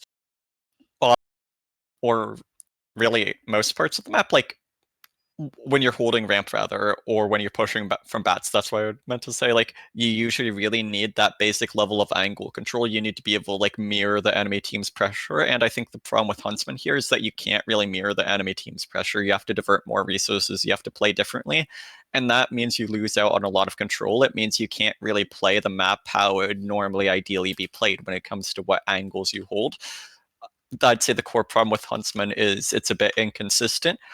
You can get good shots, but it's just a lot harder to actively hold the angle and to dominate that sight line. It forces the enemy team to play around you a little bit less when you're just dealing with these super wide angles. Like you can shoot a Huntsman shot towards bat, sure, but it might not do that much. Oh my god, we're live! So, mid fight, the best fight. Queen Bee Remedy just kill binded, I think. Nope, they just switched loadouts. Okay, I don't know why they did that. That was strange. So the race to mid looks like SN's gonna be able to get there just a little bit earlier. We'll be able to lock out the shutter. Queen Bee Remedy going down early to Nico. K bombing in fast. Won't be able to find too much damage. Firebird able to find Lycaster and Mythic, but Rise able to take out Colin and Junior. That's so far a pretty even fight. Although Manfard going down, Guild Knight staying alive. So big pick on the Manfard actually. So Zipf, even though they may lose the point, they can pretty quickly refight this with their Uber ad. So yeah, they're just gonna take it. BBC not really able to pressure. Just a spy. I think BBC got a little too focused on the enemy team shutter. They let the enemy sniper just sort of get around and escape through lower. They weren't really watching their behind at all. When that was like where the majority of the enemy team's players were there.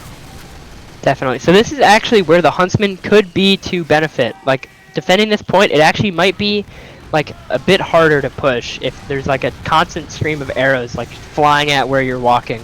So this actually may not be the worst thing in the world if they can continue to hold point, but re-pushing might be a bit tough. As the sack comes in from SN, not able to quite find anything.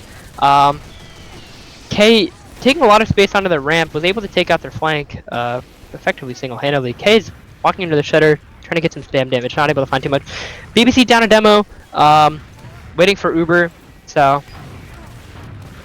we should see the exchange coming in soon here as Landscape getting very aggressive in the other team shutter. So Uber coming out from the side of BBC. Zipf Uber much later. They did flash a lot more, so looks like Ubers are about even. BBC dropping Mythic, Kadia, and Rise in that post, so looks like they're not really going to be able to take too much presence on the point. Junior dying late, though. That's not what you want to see. That opens up the flank for the side of BBC with their spawners. So bombs coming in. BBC sort of starting to trickle in here. SN now on the point after the bomb and pressure from their flank. Zipf running out through ramp. will keep their bet alive, but that'll be the point for BBC. Nothing else. Even Ubers as well, so they might be able to establish a hold here. So Landscape able to take on Narwhal, but Remedy going down in response from Nico. Nico also picking up another headshot under the heavy, I believe. Landscape actually taking out Rise as well. So actually surprising much more push and pull in terms of snipers than I expected it to be. Mythic will be able to find Landscape though, as the refight comes in from Zipf. Exchange on the point. No one really dying in the Uber except Firebird. It goes down to Justario. Kadio going down in response, and Nico going down. So a lot of work from Zipf's flank as Cthulhu takes out Manfort. So Zipf's flank did a lot to sort of take eyes off of Cthulhu, set him up perfectly for that pick onto the med. So Zipf will win the fight and retain their Uber ad. Although Rise is still in, has to leave. Mythic trying to go for something late, finds Colin, but not too much else. So good couple fights for the side of Zipf. I'm sorry, I've been talking Blitztank. That's all good. There's just a lot of solo fights going on. It feels like BBC's flank isn't really comprehensively controlling things. I'm not really seeing them work with their sniper to get angles on the flank. They're just not really working as a unit right now. It feels like there's just things going on, right? Like this is kind of classic Astral, where it's just enemies are doing random things. There's snipers going under your bats with huntsmen, getting random kills. The enemy team's swarming around you. You know, what do you do? And you just gotta stop pushing for a little bit, get your people together. Say you're doing something like work your sniper ramp. Say you're going for one clear, coherent push, get people to group up and watch one side of the map, and then just kill the enemy players as they trickle into you and push off of that. But I don't think you're seeing. Uber comes out from Zipf, not really finding much of anything. So that just kind of puts him at disad for not much in return. Trying to get some aggressive picks, catch anybody out who's trying to get in with the Uber. Colin and Junior kind of stuck on ramp a little bit as BBC will start collapsing on him. Jelly is... What? They just didn't kill anybody. Jelly just kind of ran around on point, shoot him off, and nobody on Zipf died in that post. That was... I thought they were way more in. I feel like a fool. Map control, I'd say, has been the issue for BBC. They're just losing a lot of players on flanks and other angles after fights. They're winning some fights, like the first mid fight, but yeah. So even in mid this time, K going in for an early bomb. We'll be able to take out. Kadia. Landscape kills Manfort. Okay, I take back everything I said pre-game. Landscape might be nice with it.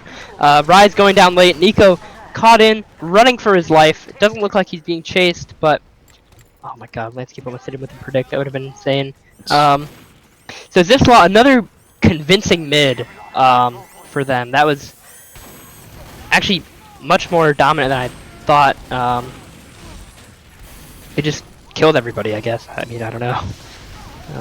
Yeah, I feel like they've entered the DM spear phase of Asheville, where they just sort of walk and things, control the map.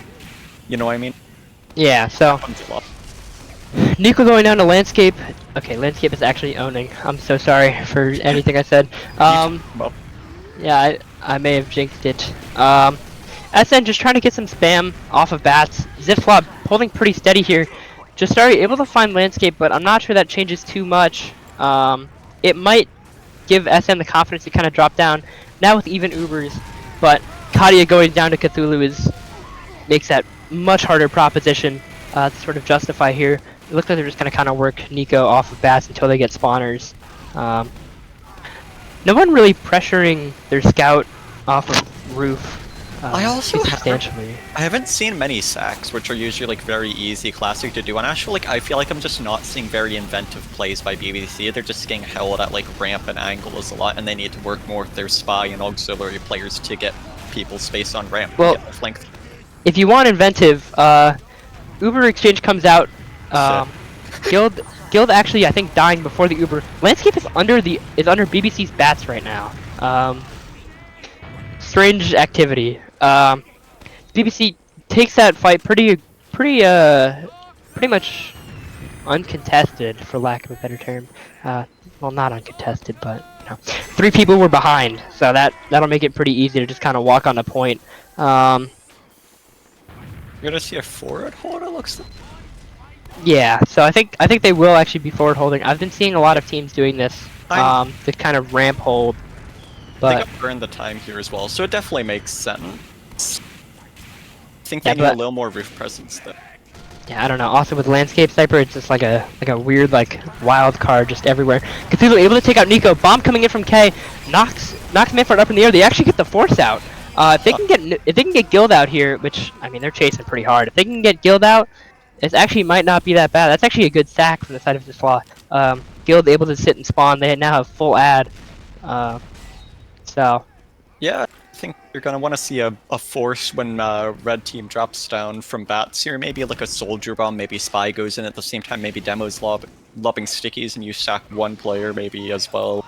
Like could be heavy or something, just get the force out, back out, refight later. yeah, so Zipf now with full ad. Mythic going down to Cthulhu. That'll hurt a lot in the post. Early bomb coming in from SN, able to take out cayorne and Firebird. That's This Uber might suck. Remedy has to get kills here. They have to get pressure onto the med. Remedy gets completely denied by Kadia. Huge bomb from SN to get 2 there. That was... I mean, they're still going to lose the point, but they made him work for it. BBC now has ad, so they might be able to refight this pretty quickly. Definitely.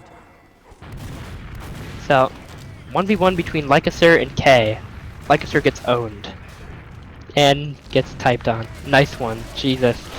So Uber's coming out, full ad push from the side of BBC. Zipf is gonna run. I mean, you really have to hope that this post goes well. Colin able to take out Rise, but with most of the flank down and the sniper for Zipf, they should probably just start walking away. You need more players on these Ubers, like you need people cutting off the routes of escape, trying to prioritize the medic as they back. Like you need more chasing people really, and you saw that from like Mirrored as well, where the Pyro just solo went in, like Queen Bee on a Zip side. Like you really just would want people chasing through shutters while cutting off other routes and putting more pressure on. Yeah. So looks like the Uber's coming out from Zipf. Colin gets launched into the stratosphere. We'll go down to Nico. So this Uber not exactly what Zipf was thinking. So once again they're at full disad and with not much to show for it except for Firebird who's just kind of walking through shutter trying to find anything at all. But Nico able to take out Junior Stank. Has his target set on Firebird. Firebird able to take out Lycaser, who thought he was that guy, I guess. I'm sorry, I'm just bullying Lycaser. But yeah, Zipf not able to find much with that Uber, and now with full disad, it's going to be a little bit difficult to push. They will build another one before the round is over, but, I mean, realistically, if I'm BBC, I can just send a sack right now and just try to kill their meta and win the round. Just one player is all you need. Cthulhu gets caught out. The Force? Okay, you have to kill Guild Knight here. I don't think they did. Guild Knight is wait, Guild Knight was sitting under. Wait, he's playing the Crouching Tiger hidden medic. They just didn't have a clear idea of what they wanted to do with the Uber. They saw the spy next to them, they panic used. They saw the enemy team pushing, but they didn't commit. Another pause. Server first. But yeah, there wasn't really a plan for that Uber. They reactively used it, and then nobody stepped up and called what they were doing with the Uber. I think that's the phenomenon you saw there.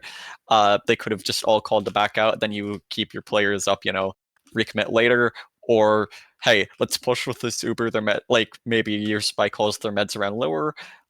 Maybe you just send one jumper through, get a med force. I guess they don't have Uber yet. Maybe try and get the kill, then back out. You just don't see like any of these conditions of how to salvage being met. Yeah, so on pause coming out, Nico able to pick up Jelly, but not really too much else happening. He's just kind of a sitting duck. As Zipf is going to take this cap pretty handily now with full ad themselves. So just a really, that's a really good job by Cthulhu to get that force out. Maybe Manfred a little bit too reactive there. But yeah, so now full ad. So Sax comes out actually. Rise able to get the force early. So BBC could potentially build another Uber here. It might be able to have it for this last fight that'll happen in sort of OT. Nico going down to Cthulhu though, that'll make it difficult for them to kind of take that opening space, getting that big pick to start, sort of the chain here. But BBC should have an Uber just in time. Landscape going down as well. So Uber comes off of bats now. SN getting some good early damage. Guild going down, so they don't have heals. All damage is permanent for the rest of this round. And it looks like BBC just able to just win the 1v1s. I mean, they have heals, they have space. Firebird almost clutches up, but I mean, Yeah, I think much better round for BBC. I think you saw a lot more soldier activity in specific this round from BBC, and I think they were really able to get a lot of value from that. They were getting forces, they were getting cleanup. It's really important to just closely work with your soldier and make sure you integrate them for Astral. But they could still have better map control. They paused at mid. That's weird. So mid fight going down. Nico going down early along with K. So traded sniper for soldier. Mythic going down to the huntsman. Rise going in early, able to take out Colin and Guild. Rise gets a huge 2K. So that should secure the mid for BBC once they get spawners and get together to refight because they do have full ad. Rise finally going down 2K in the backlines, but Zips may get this point, but they won't hold it. Unless someone does something astronomically stupid. Uber coming out now, they won't even get the point. SN getting in early, getting damage. Like I said, able to find landscape, and that should be the point for BBC. So yeah, Ziff's Law just not really able to secure the frags they needed. I mean, they got a lot of kills, but just not the ones that actually they're refighting really well. What the? Yeah, Jelly gets 3 kills. Junior also gets a kill. What the? Huh? Yeah, I think that was just Jelly not being dealt with there. A lot of value, a lot of pick. That's ridiculous. How did Jelly do that? Yeah, that's interesting. But okay. So Zipflaw just wins that mid just on like pure DM alone, which is like silly. Jelly just allowed to sit behind him. yeah, maybe they just didn't think the engineer was enough of a... Yeah, so both teams even again, we should see a sack or an exchange here. SN going down really early along with Rise, so that's a sackers down. So either BBC's gonna take the worst Uber exchange ever, or they're just gonna wait for their spawners. So two pretty big picks for Zipflaw there. Able to take out some of the immediate threats. Remedy goes down to Nico. That should open things up for Justario, Tad. I'd say a bomb, even more so than that. Just land 2 rockets and that's a 4. Uber exchange coming through. SN not really able to find much of anything. This post is going to be really rough for BBC, as Zipflaw has much better positioning. Nico still just kind of allowed to exist on ramp. Cthulhu going down to Lycaster. Oh, big bomb from Rise. Not quite able to find any kills. Remedy pushes him into Shutter. Nico alone on ramp. So Zipflaw, once again holding firm, he does get the kill, but he will go down for it. For the NG pick. That's... Andrew would be proud. So just SN on bats. They can realistically just like run through Shutter and just kill him right now, but they won't. But it would be funny if they did. 3 spawners in now. Even Ubers once again. Zipflaw, half the clock drained here. So BBC should start getting a little desperate. So not really much happening. I mean, BBC just kind of peeking and dying. Able to take out K, which might help a tad, but still even Ubers. And SN going down to Firebird, and Justario going down. This is going to be rough. I think they're off that soldier pick. You just want to get your soldier healed real quickly and get your soldier behind their lines, clear their sniper off bats, maybe try and coordinate a play where they wrap around the enemy team on ramp. I feel like we just haven't seen many like full flank pushes. It's just been kind of bombs or flanks on each other's ramps. So, seems that BBC is just kind of, it's like a Sisyphusian effort to, I guess, take point in post, but SN getting really far forward, able to find Firebird, Colin going down to Lycaster, so this actually might be a better post from BBC, although the flank from Ziffs is getting a lot of damage, not quite able to find Manfar, it lives at 17 HP, so much better Uber from BBC. SN just kind of extending further, I think, was a key to that, because in their past Ubers, we've been seeing them kind of just walk on the point and sit there, but this time they kind of took the space they can take. Yeah. I think you really want to see that on Astral, because if you just have other players on the side of the map your demo isn't on, and you have your demo like locking that angle early, it buys you a ton of space and time with stickies. So, brief fight coming through. Stack's coming in. Colin not able to find the medic. Actually, wait, yes, he did. Wait, who killed... Medfar died. Who killed him? A spy. Wait, Cthulhu. Oh. It's a good stack from Zipf. I didn't even notice. So... A lot of good distractions from Zipf, while Cthulhu just kind of swooped in and just secured the frag. Just able to kill Decay, but Zipf's Law is going to come into this push with full ad, assuming something tragic doesn't happen, like a pyro forcing you, or a soldier forcing you rather. So, good play by Rise to get the force out. Zipf should still get the point because BBC's dying. A lot of them are dead in this post for really not much of a good reason. Cthulhu just clearing house. Landscape able to find a pick on the SN. Colin gets Kadia, Mythic goes down. It's everybody. I think you just need to be patient and gather your forces there for a little bit. Yeah. They still had the cap. I mean, that's just over-aggression from BBC. Speaking of over-aggression, Landscape is just sitting in their shutter, dying. I think that over-aggression is understandable in the sense that, oh shit, there's such little time left on the clock, we gotta like do something, we can't let them take it, but then you also gotta realize the more you play into that mortality, the more you just have people individually trickling in instead of having one coherent goal. The less you're actually going to be able to retake the point, because as long as they still haven't capped it yet, you know you still have 15 seconds left afterwards, like it's gonna take them a little bit before the clock starts ticking down. So you gotta take that opportunity. Definitely. So just aggression at the wrong times for BBC contributed to a lot of their kind of losses. You know, they would be too passive in their posts and too aggressive in, you know, when they get like a forcer, for example. So it's tough. You gotta play the angles, you gotta hold those angles. So looking at the log, Landscape didn't do half as much as I thought he did. But, I mean, just a sniper just kind of running around with a huntsman is kind of annoying to fight. It just causes some chaos, some tomfoolery, some chicanery, if you will.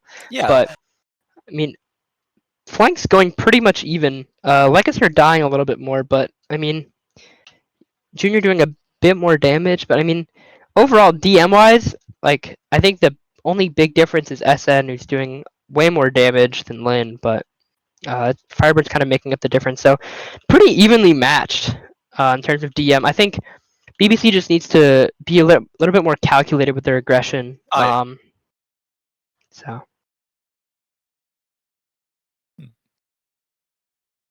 think BBC is doing a bit of a better job on taking fights, but I feel like when they aren't making progress, like when fighting a ramp, they don't necessarily try enough in the way of different things. Like they just end up kind of repeating the fight, and occasionally they'll win that, but also like there's about equal chances they won't. And if they don't win the pitch sorts of fights that they keep taking, like on ramp with 2 or 3 flankers, then they're not really making much progress elsewhere typically. They got to play a bit more confidently. They have to take more chances. They have to gamble for more map control ultimately. Get an advantage and leverage the advantage is my advice. Like, I don't know. At least for me, when I was on Soldier Dash, like a lot of the time I would just go around and wrap behind the enemy team and collapse upon them from like their shutter behind their ramp. And I feel like we just haven't seen much in the way of like full flank aggression for a decent bit of this match. We'll see them like slugging out on ramp all the time, but I don't think that like either side really ends up getting that tangible of advantage on the flank, and I don't think either team ends up usually collapsing from angles besides just like the front on the flank a lot of the time. And I'd say it kind of doesn't play out to either team's favor in that sense. Like it mostly just becomes a combo fight because a lot of it's just being mirrored on the flank, if you get what I mean. So neither team really gets an advantage from the presence of the flank. I actually just grabbed a sandwich. I didn't hear any of what you said. Understandable. I'm not going to repeat all of that. No, repeat it. I need to go to the bathroom. Okay. No, I'm kidding. I just had to intimidate you with the possibility, sorry. That is pretty intimidating. So once again, you know, I think I actually did hear what you're saying. I agree with most of it. I think BBC does need to play off of leverage a little more. I mean, especially when you're I think they did more damage. Let's So I think they just need to play off of their kind of DM advantage a little more. BBC had about 2,000 less damage Really? and never mind. 16 less kills. They Then did. I must be a fool then. They I did must have be an 2 more. insolent fool. They did have 2 more Ubers though. Yeah, so I don't know. Just seems like BBC just aggressing at the wrong time. Yeah, I agree. So, but while we're waiting here, we can continue our little escapades on rating fits. I think that's a good way to spend our time. See, I'll get to that in a second, but I think the main thing we've been seeing Zipf do well here is just constant aggression. They aren't giving BBC very much breathing room. Definitely.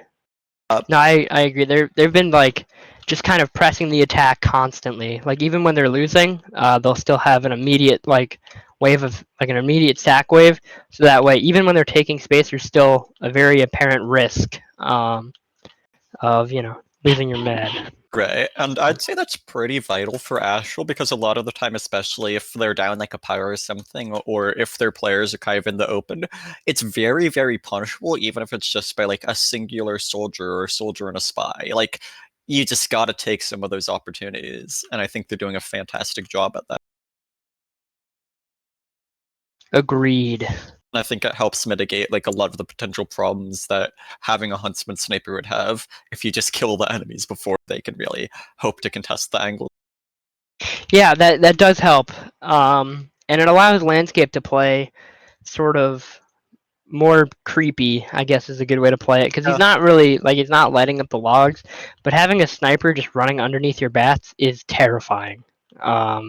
Like especially when he has huntsman, so he could just like whip around and just rip a 180 damage arrow like out of nothing. So I think the main thing, like, it's easy to look at what a team isn't doing well or a team's doing wrong, but I think in terms of just like my advice or like what I think could be better, I think with how Zipf is playing, they're making a lot of potential mistakes, like when their snipers running around taking chances. Like, it's a lot of things that if you just play more passively, safely, like focus on protecting your sniper, and just waiting for the enemy team to make mistakes when they keep throwing yourselves at you, like it's a decent bit more beneficial than just constantly taking like neutralish fights or trying to like mirror the same sort of things they're doing. Like, you have to kind of insert some control of your own, and that's either going to mean just like locking angles down constantly, or just like, as long as it doesn't sacrifice much point time or presence, like if it's not going to cause you to lose the round, like I don't think there's anything that wrong with just letting the enemy team like walk into you,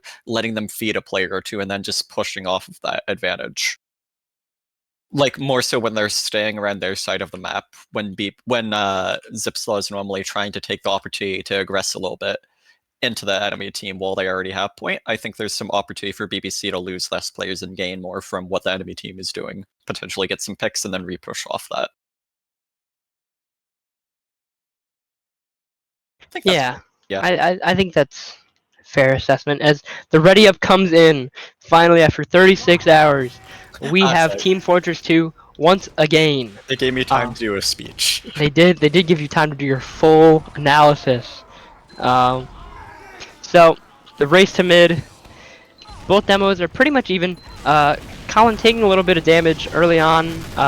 Mythic taking a bunch of damage early. So Colin able to find the frag on the SN. Firebird able to get Rise and Lycaster and Manfort! What the what? Okay, Firebird just might be better. Firebird with a huge 3k on that mid. Cthulhu also doing well to sort of clear up any scraps. So Kai also got immediate bomb and got behind the enemy team, collapsed in the post. Fantastic work there. Landscape is playing creepy. He's on their bats. He just hit SN for 100 damage, and this guy, he's like a creepy sewer clown. He's gonna pop up and pull you down and kill you.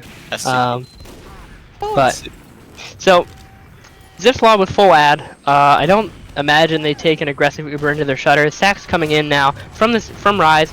Gets pretty much denied. SN also going down. Justario along with him. So far, just waiting for Ubers. I feel like BBC could. No, not really. I feel like Zipflaw can maybe like get a little bit more aggressive with that full ad and just kind of play a bit more forward and then just kite. But ultimately, this is fine. So Ubers are finally even again. SN dropping down. Uber comes out from the side of BBC. Zipf will counter. BBC might have a little bit longer of an Uber. Should fade at about the same time. Post fight looking a little bit rough for the side of Zipf, losing their soldier. Colin going down. It's really just Firebird and Guild on ramp, and Firebird is actually just playing Kovacs, but he will eventually have to leave. Getting chased out by the soldier. Guild hits an arrow, but so that'll be a successful exchange for BBC. That was pretty good. Yeah, Zip's law, like, they just kind of got pitted against the ramp wall, and Nico was just hard posted ramp. The enemy team just lost their pirate soldier while trying to sack from. There wasn't really anybody in a position left to contest him, and if your sniper's on Huntsman there, that their sniper just kind of has free reign for the post fight, especially if you're trying to fighting in the contesting ramp. Sack wave coming in now from Zip's Law. Colin nor K will be able to find anything. Junior is able to live for far too long. Wait, did Junior kill Manfart? No way, dude. He can't. Manfart going down. I don't even know what he's dying to. I never see it. It looks like a lot of spot. Yeah, like revolver, right? Maybe that might be it. But yeah. So Zipf full ad. We should see the fight or the push coming in now. SN looking to get an early pick and sort of extinguish it. Rise gets 2. He kills Landscape and Fireborn. Oh my god, this Uber's gonna suck for Zipf. This post is gonna be awful if they don't get kills like right now. Yeah, just 3 alive. Everyone dying. Rise gets 2 of the 2 just massive frags with that rocket, and the pause comes out. There has to be a limit to pauses, right? We can't just do this every like 2 minutes, right? I believe it's like 1 per half per team. Let me just double check. Hey, admin man, can you tell him to pause less? Yeah, 1 pause per half per team. On this map, for the curious chatter, it is 2-1 for Zipf.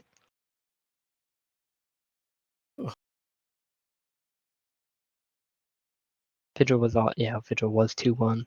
God, production team is just so on it. So on it. Hey, alright, look. We could like bury Bonds the map 1 and just put an asterisk on it now, or we can wait until a formal complaint is lodged. So, I don't know.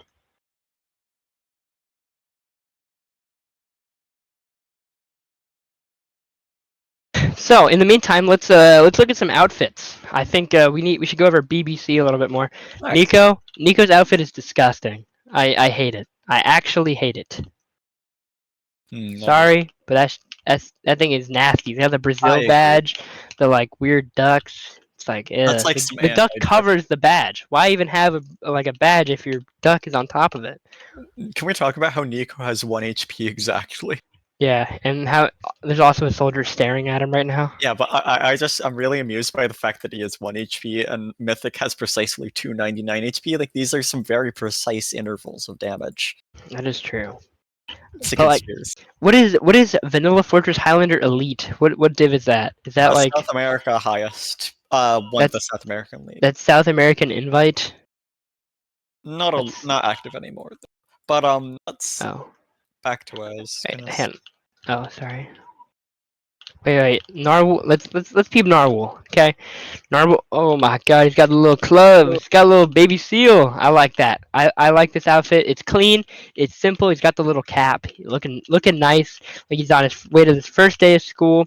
That, or he's gonna like take this seal home and club him and then eat him. But now that we have some downtime, though, yeah. I think that's 2 or 3 times now that Manfart has been revolvered by Cthulhu this map. I don't know exactly where he's been positioned for it, but I'm gonna guess it's like either towards the back or just like right next, like right facing the medic. Maybe it's just like a point blank sort of thing. And in that sort of case, you just need somebody like naturally kind of getting in the way, body blocking for the medic, especially if you know that a spy's around, if you know the enemy team's coordinating, if you know they're thinking that, oh, I just need to hit this medic once with the revolver. Like, somebody just has to get in the way of where you think the spy would be, where the spy's been previously.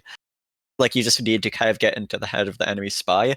But beyond that, you might just need to be patrolling the back end of your ramp more, checking it out, clearing it out, and just making sure that when your medic gets low, if you have reason to believe the enemy team's Jay! you keep doing. I'm sorry. The camera is looking up someone's skirt right. That's messed up, Oh my dude.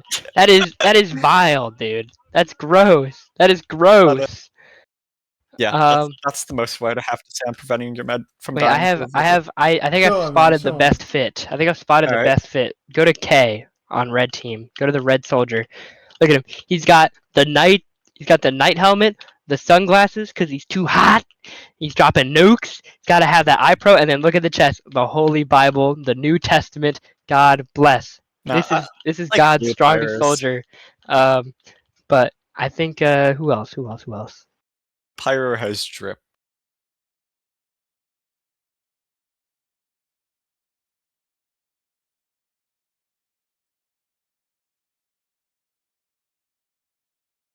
Wait, he has an unusual Tomislav. My Thomas God. unusual. That's like $30 billion. This thing is actually like worth more than my like house. But, This Tomislav. It looks like red team. Zip is either waiting for their power to get back or is trying to find a ringer. So that would be a delay. You think looking at how much this heavy shooting, if you look at all the shell cases on the ground, how much money do you think this is? If this pause is like, let's assume this is going to be a 15-minute pause, which I hope it's not, but it could be. It's what is it, $60,000? Shoot it for 12 seconds, or it's $46,000 for 12 seconds. 400,000. Oh, is it? Okay, Yeah. so it's $400,000 for 12 seconds. So assuming this is 15 minutes, so how many? So there's 15 times 60 that's 900 seconds. So assuming we break that down by 12, that's 12. So it's 75. Okay, so 75 times 400,000. In just this pause alone, the heavy will shoot $30 million worth of ammunition. So just a little fun fact for the kids, you know. Indeed. Just a little fun fact to get it through this boring pause. I hate pauses. Why are they so long? Now,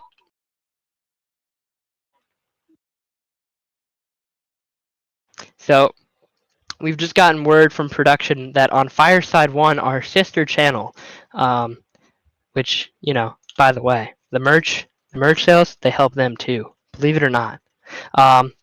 It would seem that Blinky is up 3-0 on Fruit right now, and I have an ad for Pokemon.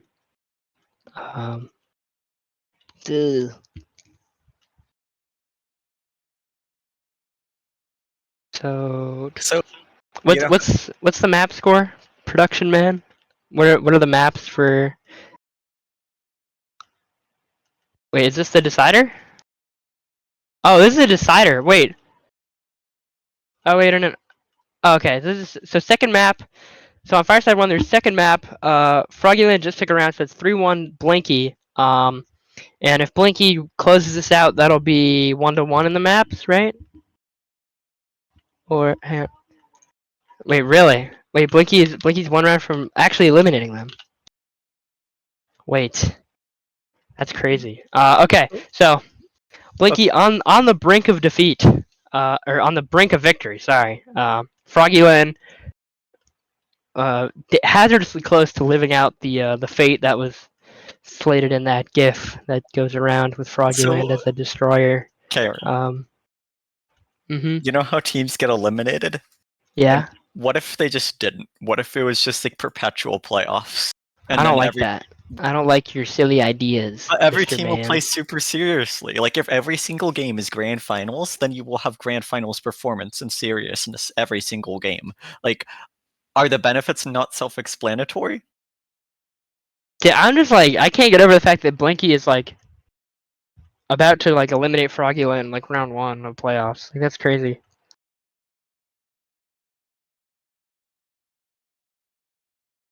Let's talk about how the #1 seed in Maine got upset. Let's talk about these storylines for Maine playoffs, brother. Wait, what? All Wait, #1 seed got upset? That's crazy. Yeah, that would be Yokel Thops. I don't quite know how the Yokel Ops? Yeah, How'd they... Wait, they lost? Oh, they did. yeah. Wait, Oh. how does that... Huh? Set the stage a bit. Yokolops has been pretty. Yokolops. Yokolops has been pretty dominant throughout the season in Maine, at least in matches. They've been kind of like, I'd say, very much at the top since the onset of this season. They went almost undefeated in the Are we Big on Bowl pause? season. No, we're not on pause. In They just unpaused selecting the player. In scrims, it's a bit more complicated of a story. They haven't been as dominant in scrims, but definitely in matches, like they seemed like they were just kind of going to win the season. It's a little difficult to fully talk about as an admin, but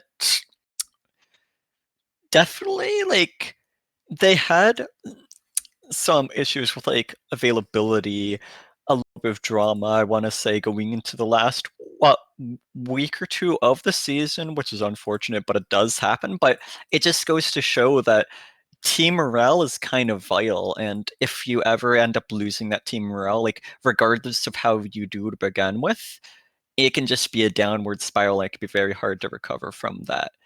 And so that's Yokelthops, just a decent few like advanced to mid-invite players off-classing. They have their appropriate restrictions, of course. The rest of the team, though, it's mostly like less experienced main players. It's a bit of a project to help the main players, you know, to mentor them a bit, have a fun season while off-classing. That now Kendrick Farmer, bit of a complicated story with that team. They were in advanced qualifiers. I want to say like second place or so. Ended up moving down to main. They had some bans and a lot of initial roster instability, which is going to happen when the leaders get banned, when drama happens. There's roster's been changing throughout the season, but going like they started off very weak, right? Like relatively, they were losing matches. Their performance wasn't the best, but let's say I want it like week 7, like 6, 7 or so. They started like building their roster back up a bit just before roster locks. And this team, with all of these issues, goes into playoffs as the 8th seed and goes against the team that probably seems the strongest, like flat out in the season. They've been entirely dominant, and it ends up being, let me check the map score, 6.67 to 2.33 in Kendrick's favor. So the number 8 team in playoffs with all these issues, bottom seed, you know, the worst odds, relatively speaking. Oh, I think we're on pause. Yes, we are, finally. You beat the first seed out of. That's it. I thought we had more times. Okay, so, BBC, for those of you just joining us, just took the point. Colin going down to Destario, so BBC has Uber ad, I believe. Oh, sorry.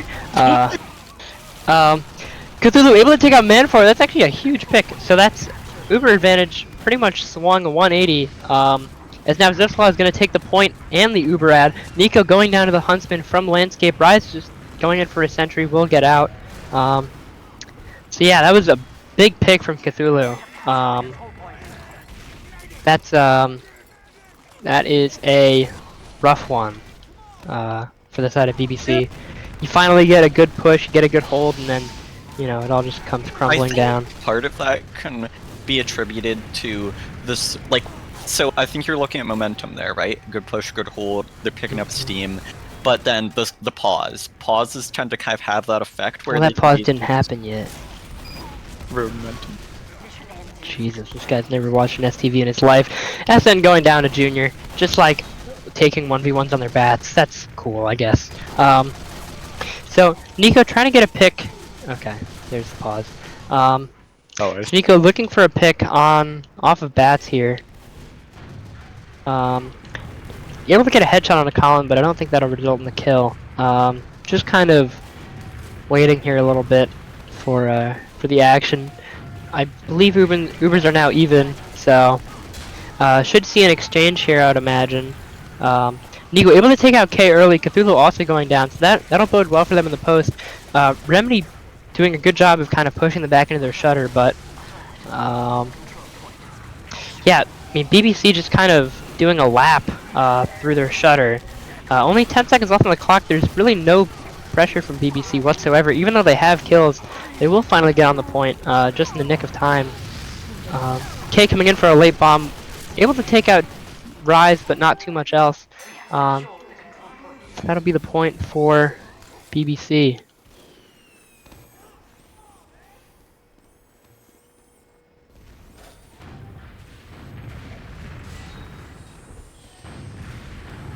So, refight coming through here in a moment here once they build Uber from the side of Zipf.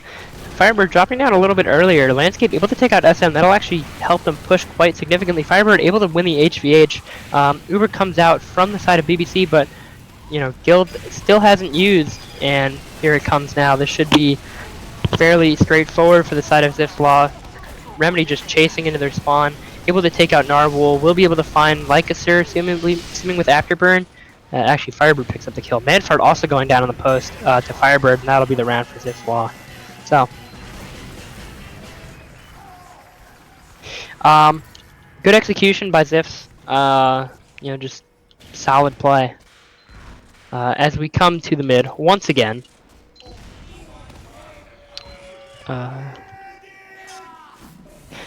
Jesus, is it normally this long? So, SN beats Linda main or mid by about 1.5 miles. Firebird going down early to Lycaser. Lycaser able to pick up Colin as well. That's 2 picks for him on this mid. SN taking out the gun. Cthulhu, I think, may have given Manfard a saw. I can't tell. My HUD's still broken. Yes, they did get a saw on that. So that's pretty big Uber ad now for the side of BBC. Yeah, much better mid. They, like I said, able to get those 2 early picks. Landscape dying late as well. You know, kind of just opening up space and allowing their combo to kind of start walking forward instead of just sitting on Toxic like they've done for the last couple mids. SN playing very aggressive with this ad. Uber's now even. Nico going down. So that'll make for a much more difficult post for the side of BBC without their sniper. Although, looks like Zipf, did Zipf even use, or? Yeah. No, they didn't. Zipf has full Uber, so just walked away. BBC gets forced. Doesn't really get much with it, so. Good job by Zipf to, SN is walking into Shutter by himself. Que pasó? A little too risky. Bit optimistic that, just started going down to Queen Bee Remedy as well. So Zipf still hasn't used their Uber. I don't believe. No. Yeah, so Zipf still has full Uber. So just able to just walk onto the point, not really too much in terms of things standing in their way. Yeah. It is interesting to see blue team be on leveled guns here, though. Are they on leveled guns? Yeah, they had a level 2 or so on the roof last fight. Okay, that's interesting. They'll sacrifice some map control. Yeah. Yeah. So Uber coming out through the shutter. Exchange here. SN not really able to find too much in the Uber itself. Kadia going down, which should open things up for K to sort of bomb their ramp in the post. Cthulhu able to find Nico. May even be able to find Rise, who's 2 HP. And he does. Yeah, so sitting on the pack, responds right as you die. Always happens. It's the power of a Junior flank spy. Junior just running at SN, able to find a kill and just get out uncontested. That's like the 3rd time he's done that. It makes me wonder, like, is SN overextending or is his team not with him? I'm kind of lost on that front. Nico looking to get a pick here, try to shift some momentum in the favor of BBC. It doesn't look like he'll be able to find too much of note. SN dropping down, will go down to Firebird, just dropping down by himself. Kadia also feed. Is that like a sack wave or no? Okay. The level 2 gun just saved BBC's round. Straight up. They've foreseen it. I don't know why there's a level 2 gun on their bats. Maybe they have Yoshi21 mentoring their NG, but it actually just saved their bed. Maybe so. they just want us at their sniper bats more and don't want them to die to bot. Wait, Landscape is on. Landscape's under their bats. Almost kills the med. We'll get the force out. Exchange coming through here. So, once again, BBC you see getting a couple more kills than I normally do in the exchange. Actually able to take out Firebird, which will be good, but still even players fighting the point, Zipf is still not really getting pushed off of this ground. They're standing there, they're keeping control pretty well. But just in general kind of wondering what's causing, because I did get the heavy pick, I don't know. Yeah, I Normally think that's like a big faux pas on the post, you know? they just focused a little too much on the Uber Pyre. You just gotta give it some space and deal with the soldier when he jumps and adds. So, landscape going down to Justario. SN will be able to fire off a shot right before he dies. That's one of the few benefits of a Huntsman, is you can just die and still kill somebody. That's silly. So, really not a serious push so far. Oh! Justario able to take out Guild! I bite my tongue. So, BBC should be able to get that serious push. I was about to lampoon them for not having yet. Although, what the... Huh? Okay. Junior and Queen Bee Remedy just did terrible, horrible, no good, very bad things to their combo there. That was, I'm not sure we can show that on Twitch. That was Definitely feels despicable. like some practice combo coordination. Yeah, so Zipf dominant on Asheville, just sat in the driver's seat for really the entire map. So we're taking it to Eruption. Yes, I love Eruption. So for those of you who were just watching Fireside 1 or haven't been watching Fireside 1 and are just tuning into us now, first of all, hi. Second of all, on Fireside 1, Blinky knocked out Froggyland in 2 maps, which is crazy. So I don't know. That's a pretty big upset. Seems like the season of upsets, if I'm gonna be honest. Yeah, it does. Even in Maine, we have some upsets. We were Yeah. talking about it extensively for Number a while. 1 seed lost to the number 8 seed in the first round of playoffs. It's pretty crazy. But it's just how things go sometimes with single elimination. Just one bad week, and that's it's a lot of pressure.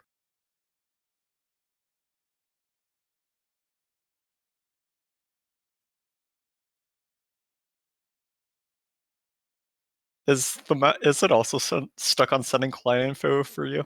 Yeah, it's probably from the pause. Eruption. This is the newest map in the Highlander pool, and it looks like garbage with flat textures, I'm noticing. So, Eruption, new map, barely really play tested. This has probably been one of the more controversial adds to the map pool, just given the lack of sort of oversight in general, and like Eruption was play tested, but many people would say this map is still kind of unfinished. But for our purposes, I think it's a fun map. Personally, I like it.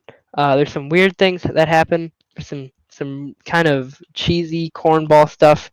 But overall, this is a fun map, and it'll produce fun gameplay. So, for those of you who never played it, which is probably a large chunk, you're going to see teams holding in the bunker on the left side of first. Your goal is to kind of get the sniper up the hill, so you can start shooting at the people bunker, and then they kind of fall back. This is a much stronger first hold than what you normally see on a stopwatch map. On second, your team's goal is to try to get the high ground on the flank for some of your team, and then push the rest either through tunnel or across the bridge. And then on defense, you just have to kind of stop that. On third, it's all about the big side hill, the big mountain. That's pretty powerful high ground.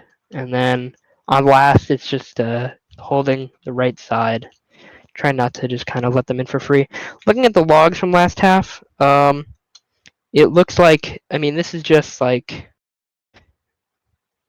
Landscape had 500 DPM. Landscape, the Huntsman Sniper, had 500 DPM, which is nuts.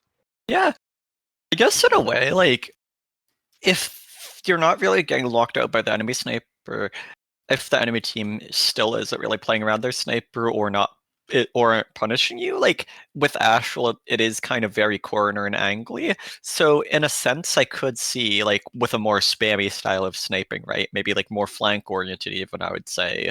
In Landscape's case, like I could see how you could get a decent bit of damage there, especially with headshots. Yeah, I mean, another thing too is that Nico really didn't ever get a good chance to really like take competitive shots.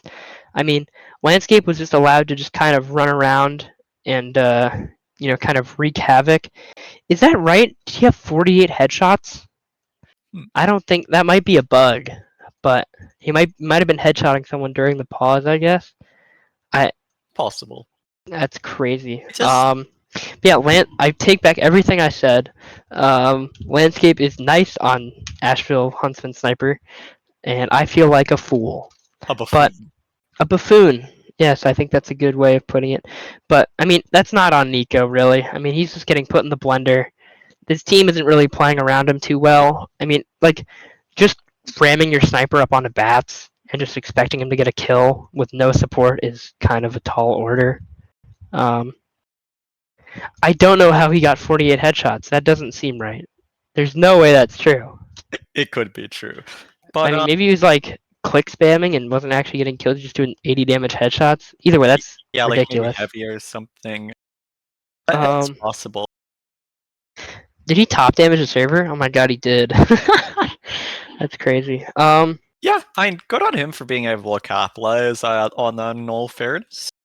I think you need your spy calling out sniper positions more, especially if they're just constantly rotating. Like, yes, they're a huntsman sniper, but they can still just kill people with a headshot, especially if they're just constantly rotating, right? Like, it's good to know where they're going to be taking that next shot at, especially when I guess on Astral, like, it can kind of just hit most people if you try and cross through it all when it just so happens to get fired. Yeah. Can I just say I'm a big fan of the frog on the fan boat in Spawn for blue team? Really liking that. My god, it's Froggy Land. Don't say that anymore. You can't. Okay. The SAR lost on the map that has his namesake as a call out. That's got to be rough for Frogbert. But Yeah. for those of you who don't know, that there's a spot on Proot that has a bucket, and we called it the Shart spot, or the SAR spot for those of you who don't want to be vulgar. Sorry, I just lost all of our sponsorships. We're gonna be broke. We're out of business. Yes, you did. But Fireside Cast has lost $37 million with that, unfortunately. 4 billion even. But yeah, so I think they just didn't play around sniper enough, like you said. Yeah. Eruption's a really big map. I haven't flown through here with just in spectator. This map is huge. Like, So- there's so much verticality here, which is probably why everyone hates it, because it's like you could just get shot from like someone you can't even see, or like you have to look up and then there's like people below you. It's like, ew, that's gross. It's like every point is Borneo last Borneo last plus Swiftwater question mark? plus Vigil. Yeah, that's an interesting. So point. there's a reason why people don't really like this map that much, but I don't mind it. I like it. I'd also just say, like, it's kind of usually a topical cool thing to do to just dislike the new map or be a bit predisposed to it. Not to say that this map isn't above flaw or anything, but I personally do find it exciting just to play new things every now and again, even if they aren't optimal. And then if they really are just like that bad or they don't improve, then sure, just rotate it back out. Don't play. Where's that monkey head? I need to find him. Where is that monkey? But who do you think is favored for this? Oh my god. Sorry, I'm looking for the monkey. I honestly couldn't tell you. Like, legitimately, I have no idea. I think Because they look very evenly matched on Vigil, and this map is absolutely nothing like Vigil. so. I think Zips, and here's why. I think they're more predisposed to taking risks, and I think that allows them to maybe intuitively understand or at least learn like a more basic style of the map more. It's still very early on in the game, and the map's like cycle, right? And it's not like a top level match, so I haven't really been monitoring this map or matches on it too closely, but I just feel like it's going to be easier for Zips to have an inherent advantage by just taking risks, seeing what works and what doesn't, finding out, like how they can be aggressive compared to BBC. Yeah. I do think BBC is more consistent. Wait, what is? I'm looking at the stream. Jay, where are you? Wait, that's crazy. There's secret spots. I actually haven't flown through. This map is cool. I like it even more now. So, coming out of spawn, gates opening. You'll expect to see the sniper going through the right sort of door. What the? Huh? Okay, I forgot. They have a huntsman sniper. SN able to get 2 picks for basically free. That was silly. Said silly a lot, and I think that's a good way to describe main Highlander. Silly. But Justario is taking a little swim. Let's see if he can get a kill. I don't think he will. SN has the parachute. Or no, that's Colin. Wait, Colin has the parachute. Wait, Colin got the NG and the gun with the parachute. That's cool. Actually, no, that was Remedy. Wait, Remedy just... I need to hold my tongue. I was going to say a bad word. So, it looks like Remedy and Colin just kind of gained just like ridiculous amounts of space with very little effort. Landscape finally up onto the hill. Cthulhu able to just tabletop rise. That was messed up. That was dirty. Their team. Yeah. So actually, wait, how do they have full ad? They get forced? Yeah. Okay. So, it's really hard to hold this map at like disad. Like it's actually near impossible. Maybe you see an aggressive push off the pyre pick, but I don't think they have card time for it, even with the Uber. Alright, let's see what... I think Landscape is gonna just try to like... Landscape's in his own world right now. But on the people that actually, will maybe do something. Firebird is... This one's combo is actually really far up. Uber coming in, not really able to find too terribly much. As looks like they're just gonna kind of turn tail and run away and post. So... kind of a weird exchange. I think they thought they had much bigger ad than they did. So, just a pretty standard eruption hold. Looks like Landscape is working his way slowly up into upper. So, yeah, he will get dispatched pretty quickly by Nico. That's kind of rough taking an offensive SBS on Huntsman. And Nico, I'm sure, is fuming mad. Colin goes down as well. Maybe I think Nico can maybe pick up Firebird if he peeks. He won't, but I'm thinking maybe there's like some communications. Just really, like, realistically, their spy should have been able to call that it wasn't ad anymore and like tracked their percentage. Yeah. So it looks like Zipf is just kind of doing the infinite monkey theorem and trying to just run across this bridge instead of trying to take split pressure with their flank through upper. Uber comes out, exchange coming in now. This is gonna be tough. So not really too many kills in the Uber itself. Landscape goes down. Maybe Remedy. Wait, they have a lot of card time. So in actually all the chaos, I didn't even notice. This one got like ridiculous amounts of card time in these exchanges, and I don't think anybody was paying attention on the side of BBC. They didn't kill the heavy on card. It would have capped. So Nico able to kill Colin, but I mean it's really just Mythic on the cart, just hoping no one walks up behind him and stabs him. Yeah. Oh, that's awful. So Zipf able to take the cart. Now they get this forward spawn, so BBC has to run like right now. Nico's staying in for a last minute pick. Jelly almost picks him up with a glow stick. Not quite able to find the frag. A very aggressive sentry. That'll come back to bite them in a second here. If Zipf can really get up this hill fast enough. BBC playing kind of back. Queen Bee Remedy will go down. Early use. Uber coming out. Yeah, really early use. Exchange here. Doesn't look like... Looks like BBC is going to be in the driver's seat for this post. Cthulhu going down, Colin going down. So it's just Landscape trying to get a salvage pick. Firebird peeking. Really to no avail. So just, not really too much happening as Remedy goes down to Justario. That'll further delay their kind of push, because to get through this hold, you need a pyro, like, just to reflect the spam, just to get through, like, the initial wall of, like, damage hurling at you. Cthulhu gets caught, not quite able to pick up a frag. Justaria goes down to a sentry, I guess. I don't know. Does Jelly have level 1s? Oh, he does. That's strange. Like a new tech in main.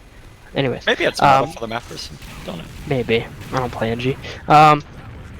So, Zipf's just kind of banging their head into a wall in upper. I mean, BBC's not, like, playing this kind of non-committally, which is probably not a terrible idea. I think they just need a sack.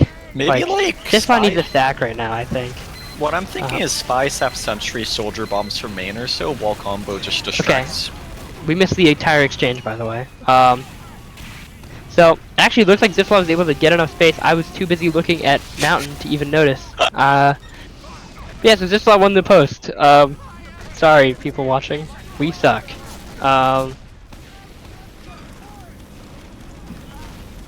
So, it looks like Zipf is going to be working up into upper pretty quickly. They might actually be able to even catch out a med here.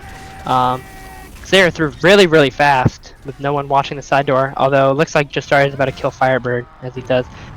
I thought it was another pause. I got so scared. So a lot of damage coming into the top right. Looks like Zipf has a bunch of space here. So if they just walk forward, they can probably get a few kills once they get this Uber. They can kill the heavy early. They probably win this exchange here just on positioning alone. But. Yeah. Maybe a soldier could like get whipped through and just try and force. Get an early force, yeah. But I think they're just gonna go for a normal exchange. So the Mythic doing a good job to get out, and looks like he actually will die in this post. So this actually is good for Zipf again, as they're just gonna kind of walk their demo through.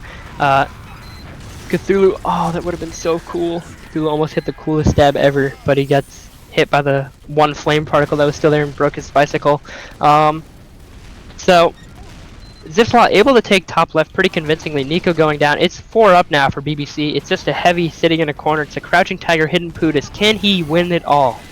Not very good cart time for Zipf as there's a unidentified flying Pootis landing on Colin. Although they're getting a lot of cart time this side of Zipf. BBC's just kind of dive bombing it, and they're going to be 2 up. Definitely better ways to go about defending the cart than sending 9 people to jump directly at it. Yeah. But, I mean, it gets to a point where you don't really have too much of another option. They did a pretty good job of innovating with the conch for that push there. It allowed them to just flood everybody through, like to not get locked down at the at the main entryways from the top left. And I think that really worked out to their credit for their push.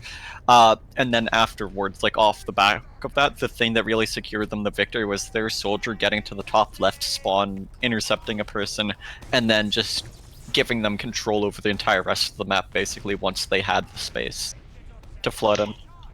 Yeah, so a pretty good time. 6:52. That's a little bit above average. I think average here is probably like a 7-minute or so. So not a bad push from the side of Zipf. So I'd like to see a little bit more of a hold on first than what BBC did, because they kind of just gave up hill for pretty much free. If you can hold hill, you can hold first for quite a while.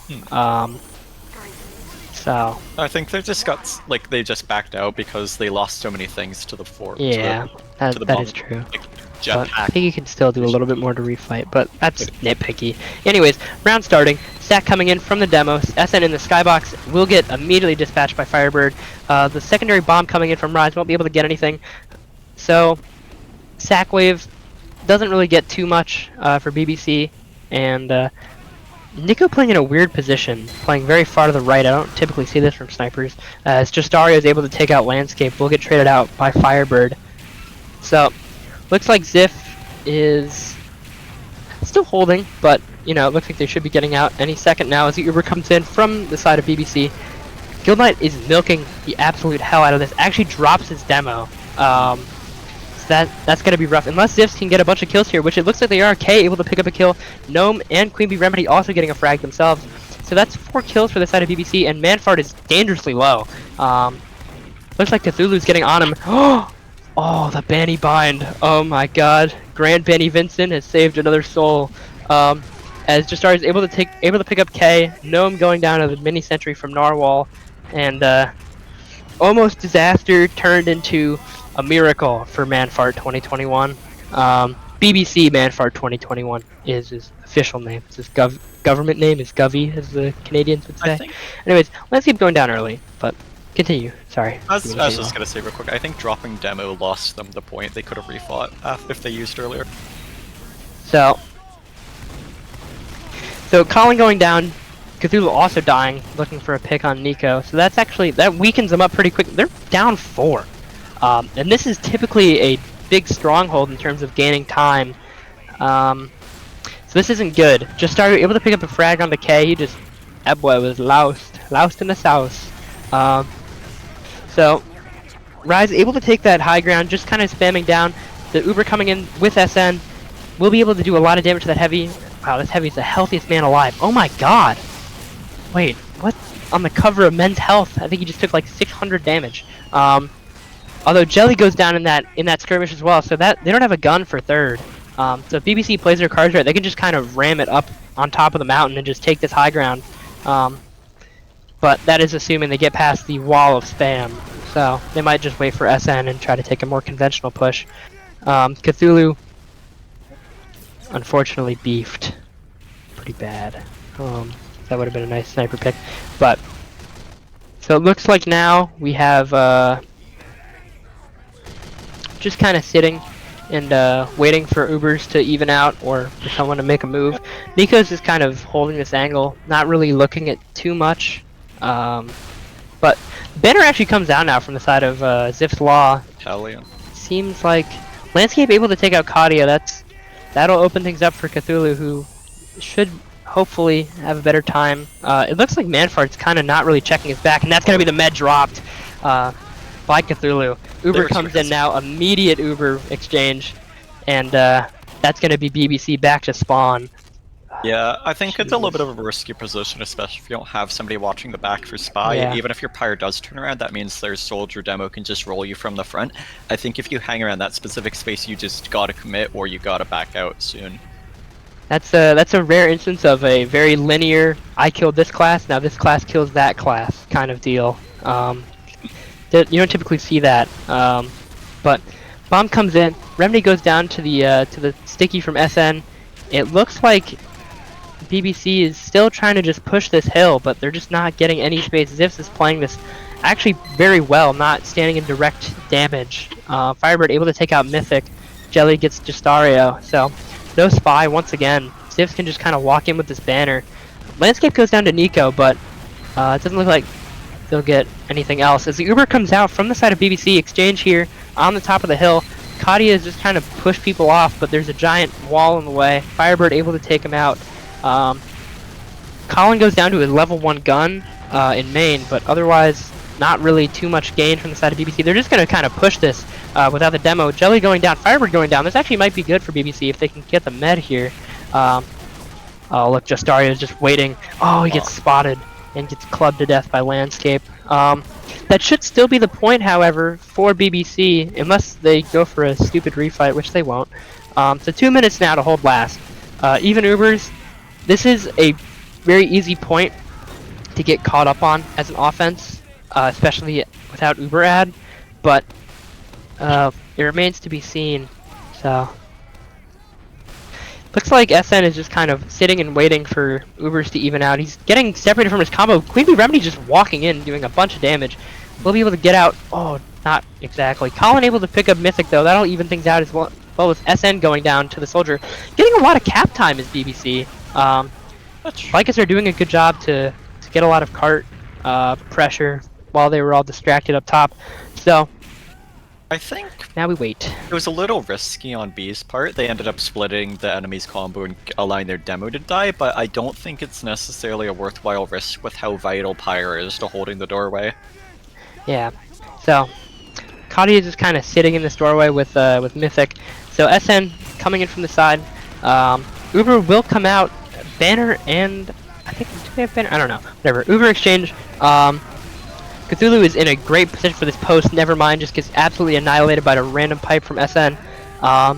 a lot of cart time still. BBC is doing like Lycaser and Rise are doing a great job along with Narwhal of just kind of making sure to keep touching that cart while they're fighting their combo, because ultimately that's all that matters. Only time for one more good push though. So this might be a little bit close for BBC.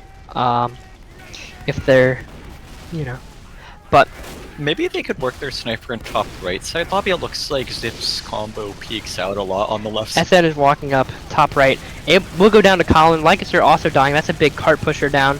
Rise able to collect Firebird, but Landscape finding Mythic in the refrag. Colin taking out it's just a wipe for BBC. 7 seconds left. They're not going to take this. So Zipf's Law holds solid on last. They just kind of stayed up top right. Never really got pushed out, and Zipf's Law has shown that they've been very good at holding ground on defense, especially. We saw this on Asheville, where they would take a lot of damage, they'd take a lot of spam, they'd lose a couple players, but they would drop players, but they would not leave space.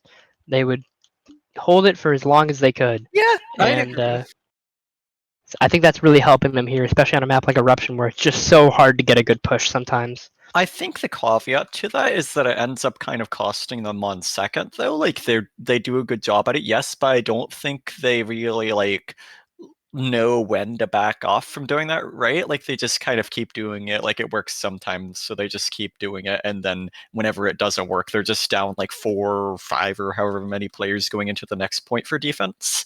I think they just take a little too many risks. There's occasional times where it's just like they would have their pyro overextended to the enemy team, take a chance on killing one player. Especially on last, you really just want to keep your pyro up to keep that lobby control there. You don't want to just get a potential kill at the cost of basically 100% chance of losing your pyro. Other than that, though, I think I preferred BBC's defense, but I think Zips was much more inventive and innovative on offense. They had their pyro do jetpack for a first sack. They had their demo do sticky jumper, not sticky jumper, base jumper. And I think that added a lot of pressure and value onto their first sack, since it's so much additional pressure at probably not that much cost. Like you really just want that sack to go off to win the point. So the more you put into that sack, the better of a result you're going to get. On Zip's part, I think they're a little hesitant to use Uber on defense at times, and they lose ground as a result of it. Yeah, I think there's something that we should probably explain. I have a theory, right? All right. My theory is that Guild Knight Nub is not actually a real human being. This is a theory. He's actually just an AI programmed to only use Uber when you explicitly tell him to. He will just hold that Uber until you drop, until he dies, because you need to explicitly tell him use Uber. That boy does not give a single shit who is trying to kill him. Oh, sorry, single crap who's trying to kill him. Let's see. I just lost Fireside another $26,000. Guild did not die a single time. 0 deaths. That's so that would definitely hurt your chances of winning. Yeah, Firebird also did a phenomenal job statistically speaking. And then I think another thing to commend was just the usage of the conch on last. Like it really just helps you bust through those doorways and not get caught by demo spam or sniper for Zip. But yeah, 0 med deaths for guild. 5 for Manfart, which isn't. Yeah, that's pretty average, Yeah, honestly, that's not for bad, for offense and defense.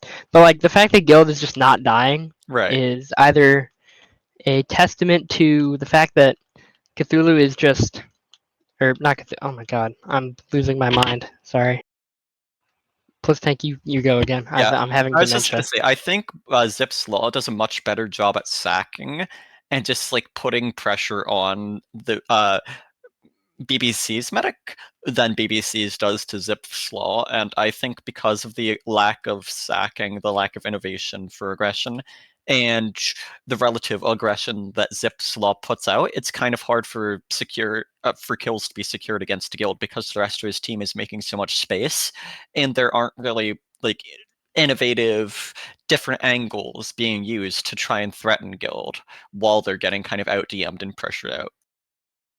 Yeah. So, anyways, We're readied. We're live. The bird on my screen, because I have flat textures, he looks very sad, and he's just like a salmon. The frog is just black.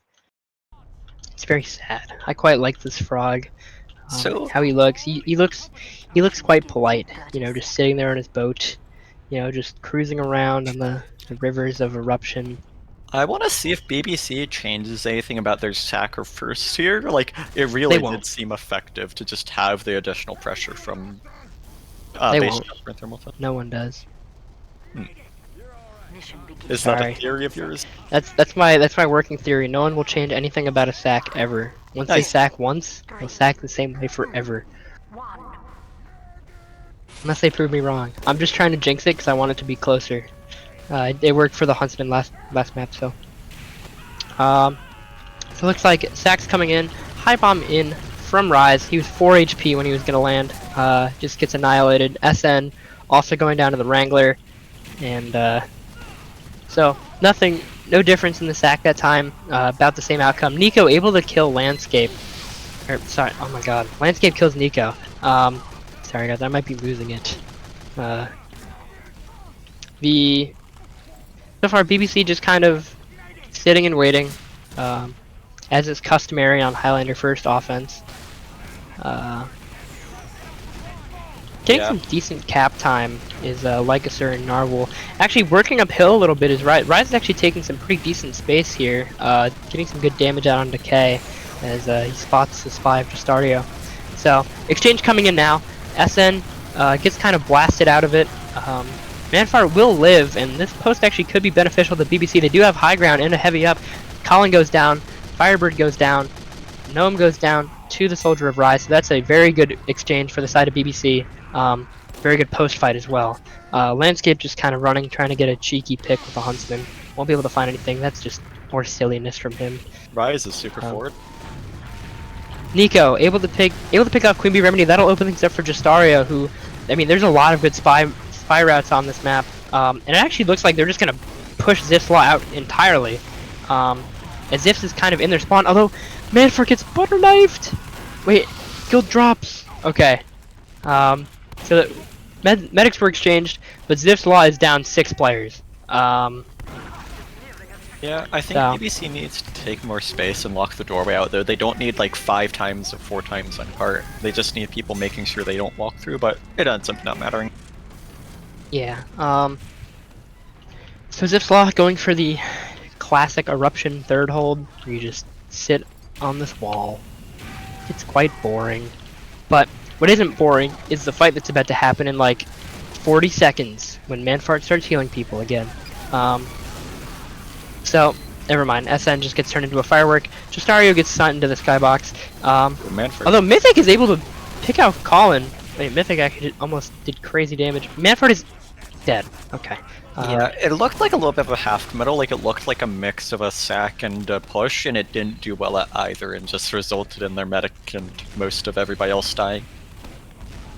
And I think Yeah. the half committal around there, like in the open where it's so bombable, so spammable by a demo, just walking forward, you're really gonna get punished for it. Like, you can't hesitate around the rocks. Manfred is also like, he has this this weird thing where he's just kind of like, his combo will die around him and he just kind of won't move. Just sit like in the same place in front of that shutter. As SN gets in, we'll get the force out. Zipf should start walking forward here as Rise is dead, and along with SN. So this actually could swing in the favor of BBC if they can take out Cthulhu here before he stabs Manfart. It's actually a pretty substantial Uberhead. Banner comes out though from Zipf's Law. K looking to get a kill here along with Queen Bee Remedy, but doesn't look like they'll be able to find much of anything. So BBC will have Uber ad, as we should see them push through in a second here. Although Landscape able to take out SN. That'll delay their push a little bit. That actually might let Guild build Uber, because I'm not sure that BBC has a teleporter. Yeah. I think you want to see BBC back as well while they're down demo. I think if Red was playing this smarter here, they could have their soldier bomb through, distract or dislodge Sniper and push. Uber comes in on the heavy. Zipf's Law is just going to drop down. Firebird will go down to Lycaser. It's really just Remedy and Guild sitting on the outskirts of the point with 95% Uber. Can they get it in time? Oh, it dies with 99 or 98% Uber. Guild just barely not building in time, so that should be the point for BBC. A little bit harder than it was last half, but they're still on pretty good pace. I think they're on for like, I think when they cap it's gonna be like 346. No, 402. It was a 420. respectable. Same difference.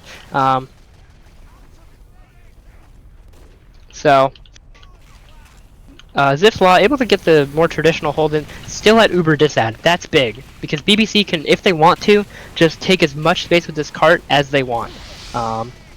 So I think that's what they're gonna do. They're just gonna kind of deathball on the cart here. Although Gnome is able to find Mythic, which actually puts a halt to their plan a little bit.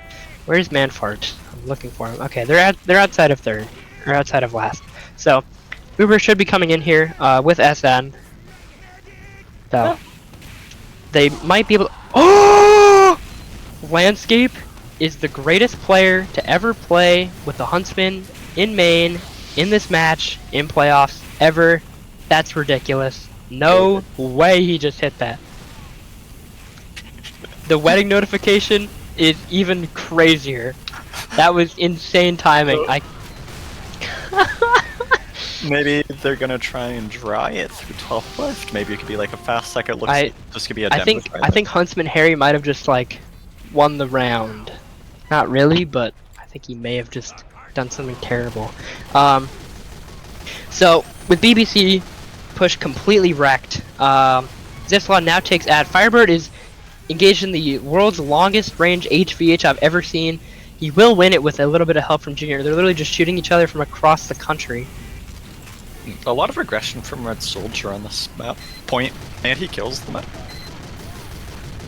Oh, well. So Manfart dead again.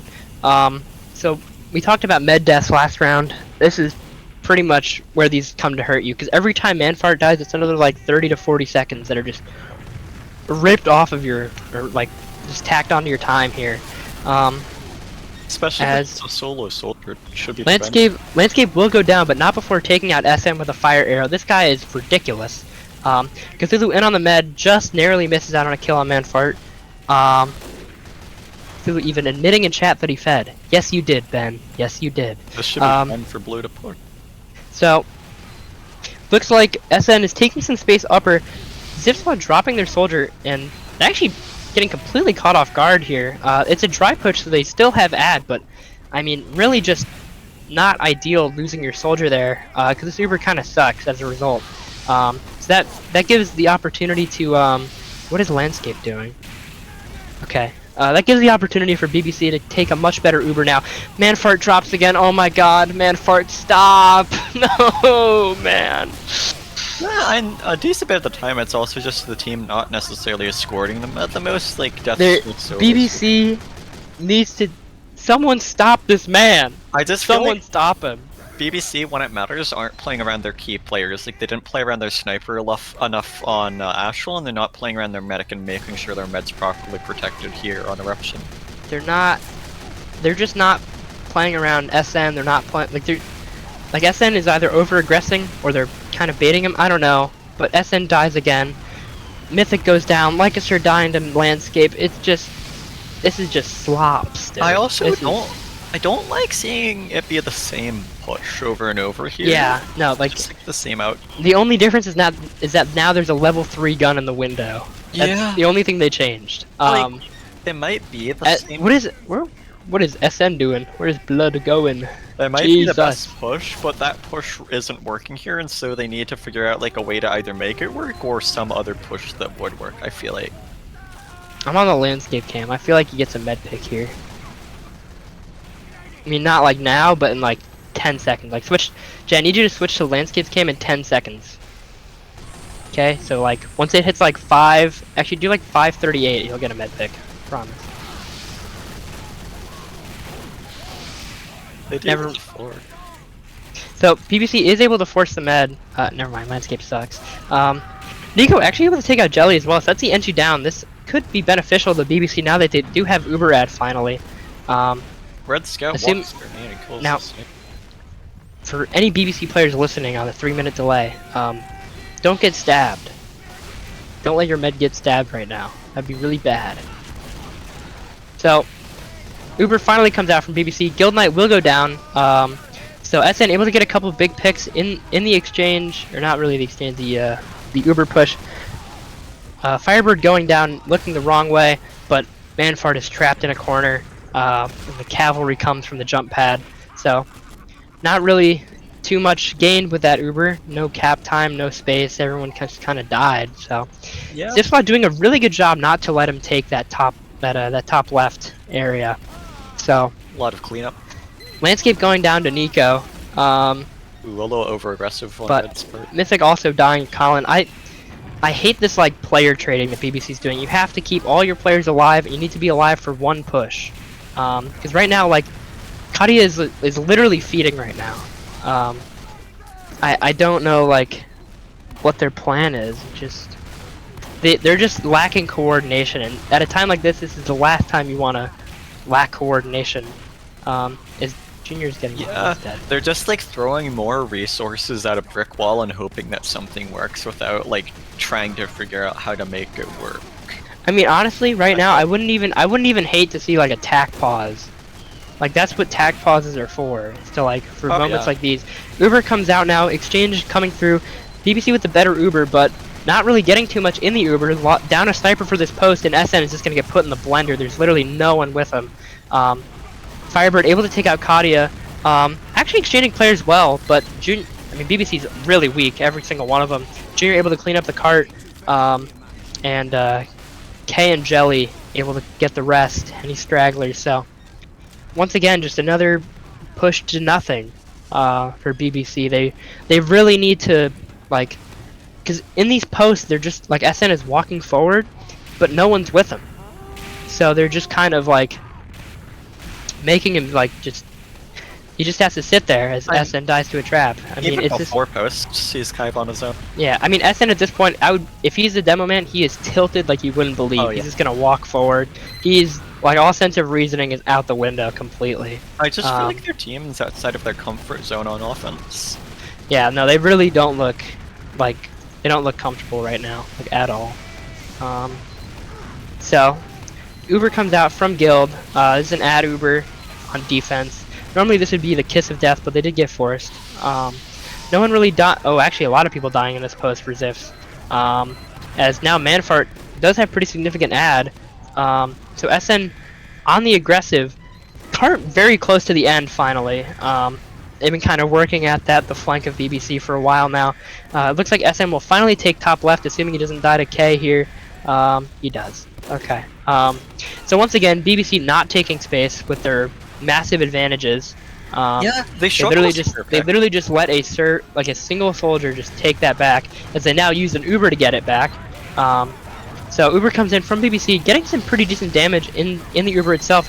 Kadia blasting the heavy into Narnia, but Narwhal just sitting on the cap close enough to get that down the hill into the lava. I don't know why we're blowing up this volcano. It seems kind of messed up.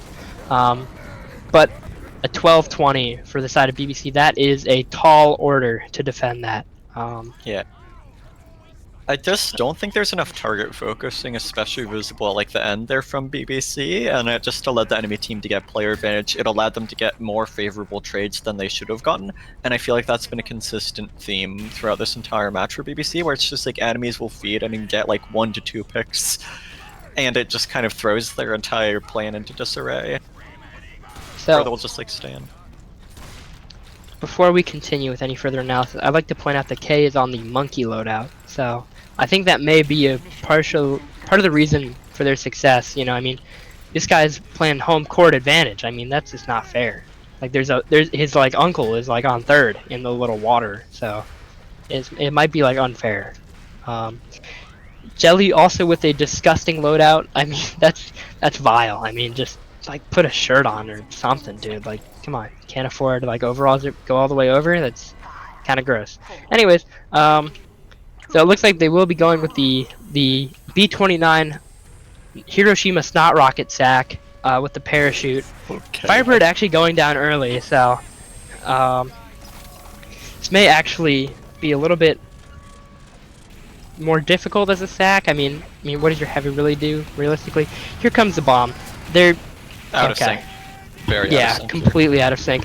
Although the soldier comes in late, almost picks up Manfart. Queen Bee Remedy jumping the wrong way. They went at different targets at different time. Yeah, no, just a really uncoordinated sack from Zipf Law. That was pretty bad. Yeah. Overconfidence, maybe? Someone needs to extend. Guys, Could see it just being tilt at this point. Maybe. it could be. I mean, it could also just be like overconfidence of, hee, let's just jump. But still getting good cap time as Zipf Law. Haven't really broken this hold though.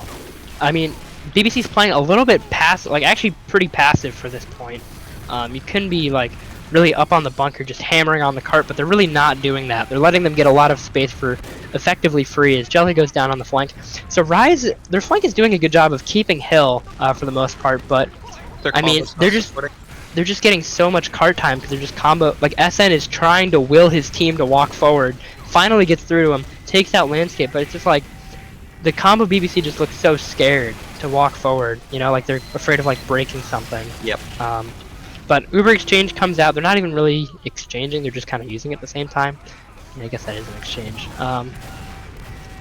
But semantics aside, SN's getting a little bit aggressive in this post, looking to pick up some frags. We'll be able to find Firebird.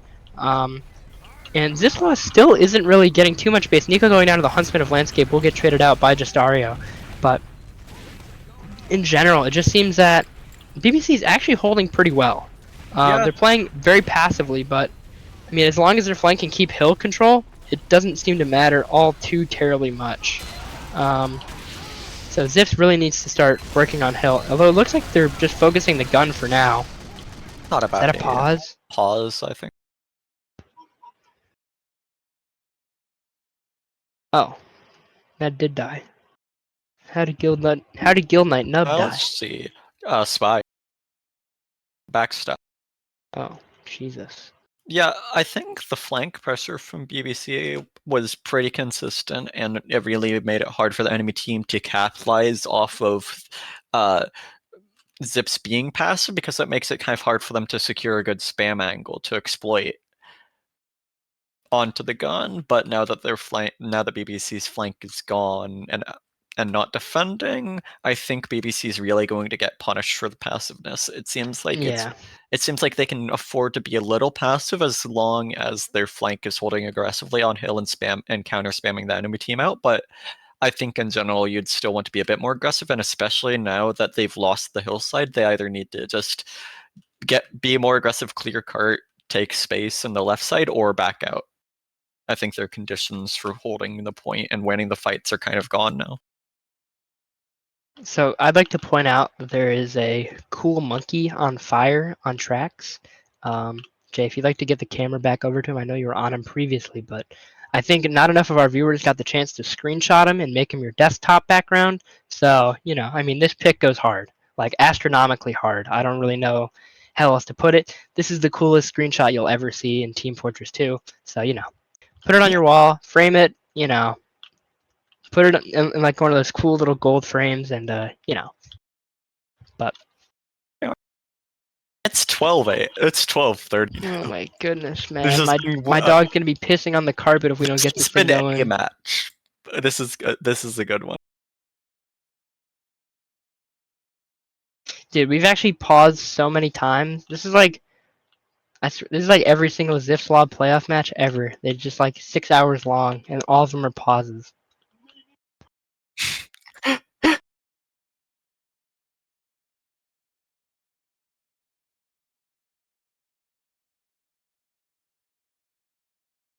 Oh my god.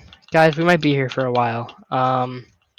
This is the infinite cast. It's never over. It's like a Stanley Parable.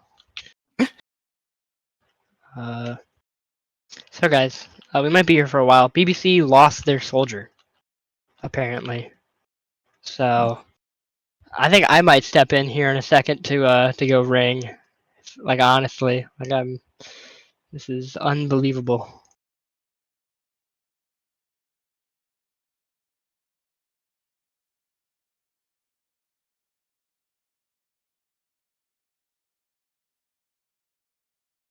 So it looks like Jay is actually offering his services as a ringer.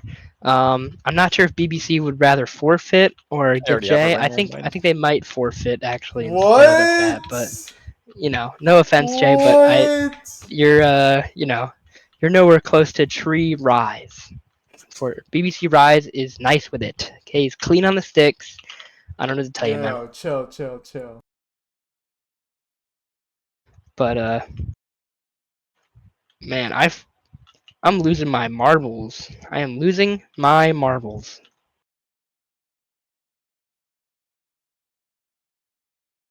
This pause has been brought to you by I don't know, Lenny and Joe's Crab Shack. Go buy a lobster. It's $86.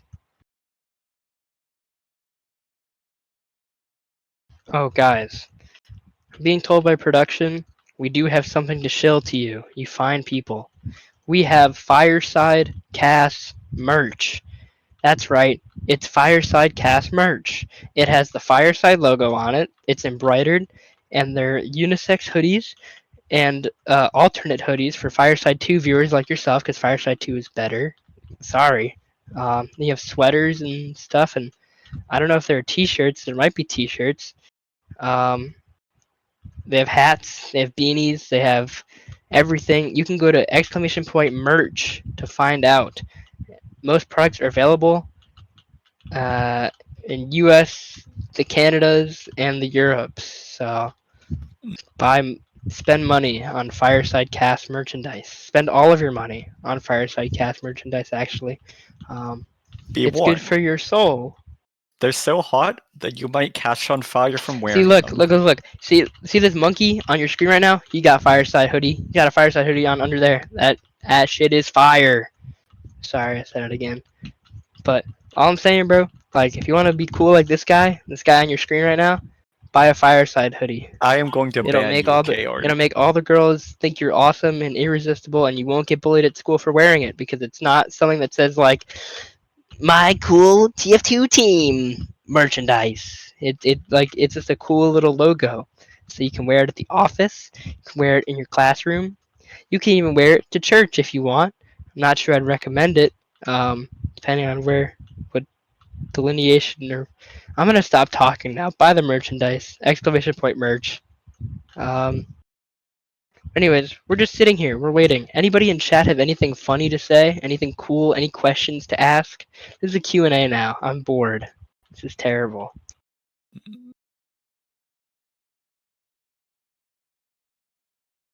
Among Us is not a question, unfortunately. BBC's gun is almost dead. I estimate they'll God, probably it's back so out in a weak. second. Seal of War says, I love BBC. Me too, buddy. Me too.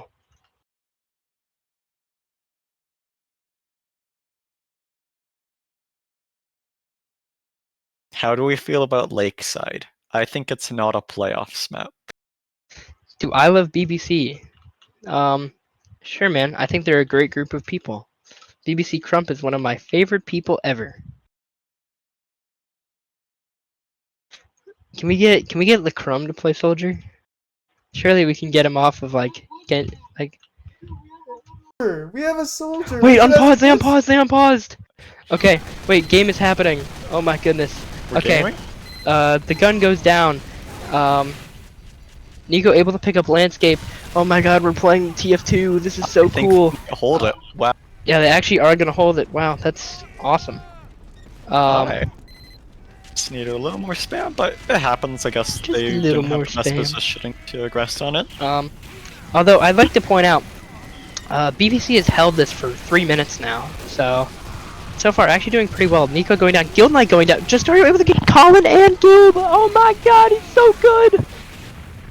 You know, some say Justario is actually the, some say he's the Akuma of Maine, so, you know, that's simple for him, really.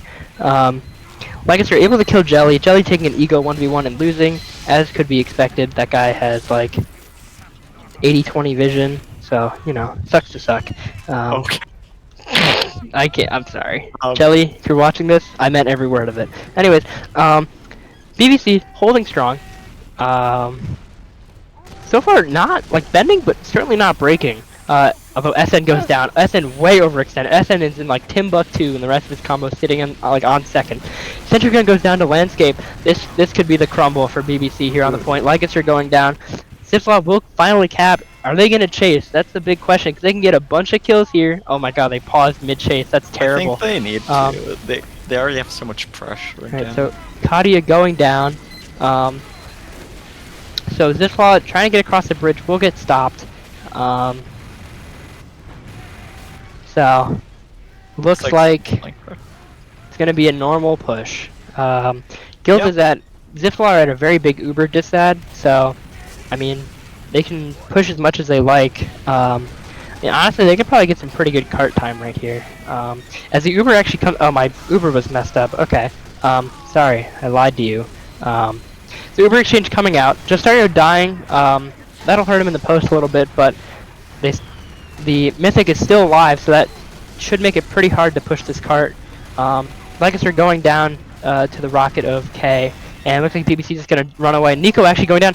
Jelly almost killed Manfart. Manfart has 20 HP. Jelly almost hit the coolest clip of his life. Manfart almost dies to spam. Manfart dies to the pyro. That's awesome. So Zipflaw just continuing to press the attack. Like every time they take a point, they don't just sit there, sit on the cart and wait for it to ride them up. They are literally just holding W into the other team, and they're being rewarded massively for it. They really forced Manfart into a no-win situation. Yeah, I mean, I just arrived behind him, then they ran at him from the front when he tried to back. So Zipflaw, oh my god, Colin able to kill SN and Justaria with a sticky trap. So Zipflaw with full ad up on the hill. BBC's gonna have to give this up in a second here, unless they can do something magical. Rise able to kill Gnome, but doesn't seem like it do too much. Server lag. I'm so scared of pauses. So looks like Zipflaw actually just sitting in like Mike's corner right now. They're sitting in the monkey, like the monkey head is watching them do this. Uber exchange. So Uber exchange comes out. Zipflaw's taking a bunch of space. They have to leave. Manfart going down to Cthulhu. No, again. You can't keep getting away with it. Yeah, it looks like BBC just has so little breathing room. Like they're just constantly on the back foot. They're constantly losing players. Kadia dying late to landscape. And they had a fantastic first hold, but they just haven't been able to really stabilize. Yeah, that's the big issue that you run into sometimes with holding first so aggressively, is that you kind of sacrifice your second. Yeah. I think somebody just has to step up in the comms and say, we need to do this. You know, so wait, unidentified flying Putis almost gets the coolest clip ever. But Zipflaw just walking this card in. There's barely anybody alive on BBC. It's just Manfart left to live, and Legacer. Legacer actually getting a kill. Alright, I don't think Legacer can defend this by himself for 5.5 minutes, but he can damn well try. A little bit fear from Zipflaw here. Oh. Almost a medic MGE deciding it, but that should be it. That'll be the map for Zipflaw. Zipflaw takes a convincing 2-0 on Eruption. BBC just, you know, stretched out. Yeah, I feel like we really just saw like a clear difference, you know, a team that much prefers aggression and is constantly putting the other team on the back foot, and a team that does better when they kind of have time and space to collect themselves and focus on defense, and they just never were really given the opportunity to shine on especially this last half of Eruption after first. But also, like, it was pretty visible, I'd say, through most of Astral. So, a good match. We could do a post game. I mean, I don't know. We are kind of out of time. All right, we're just gonna do shout outs.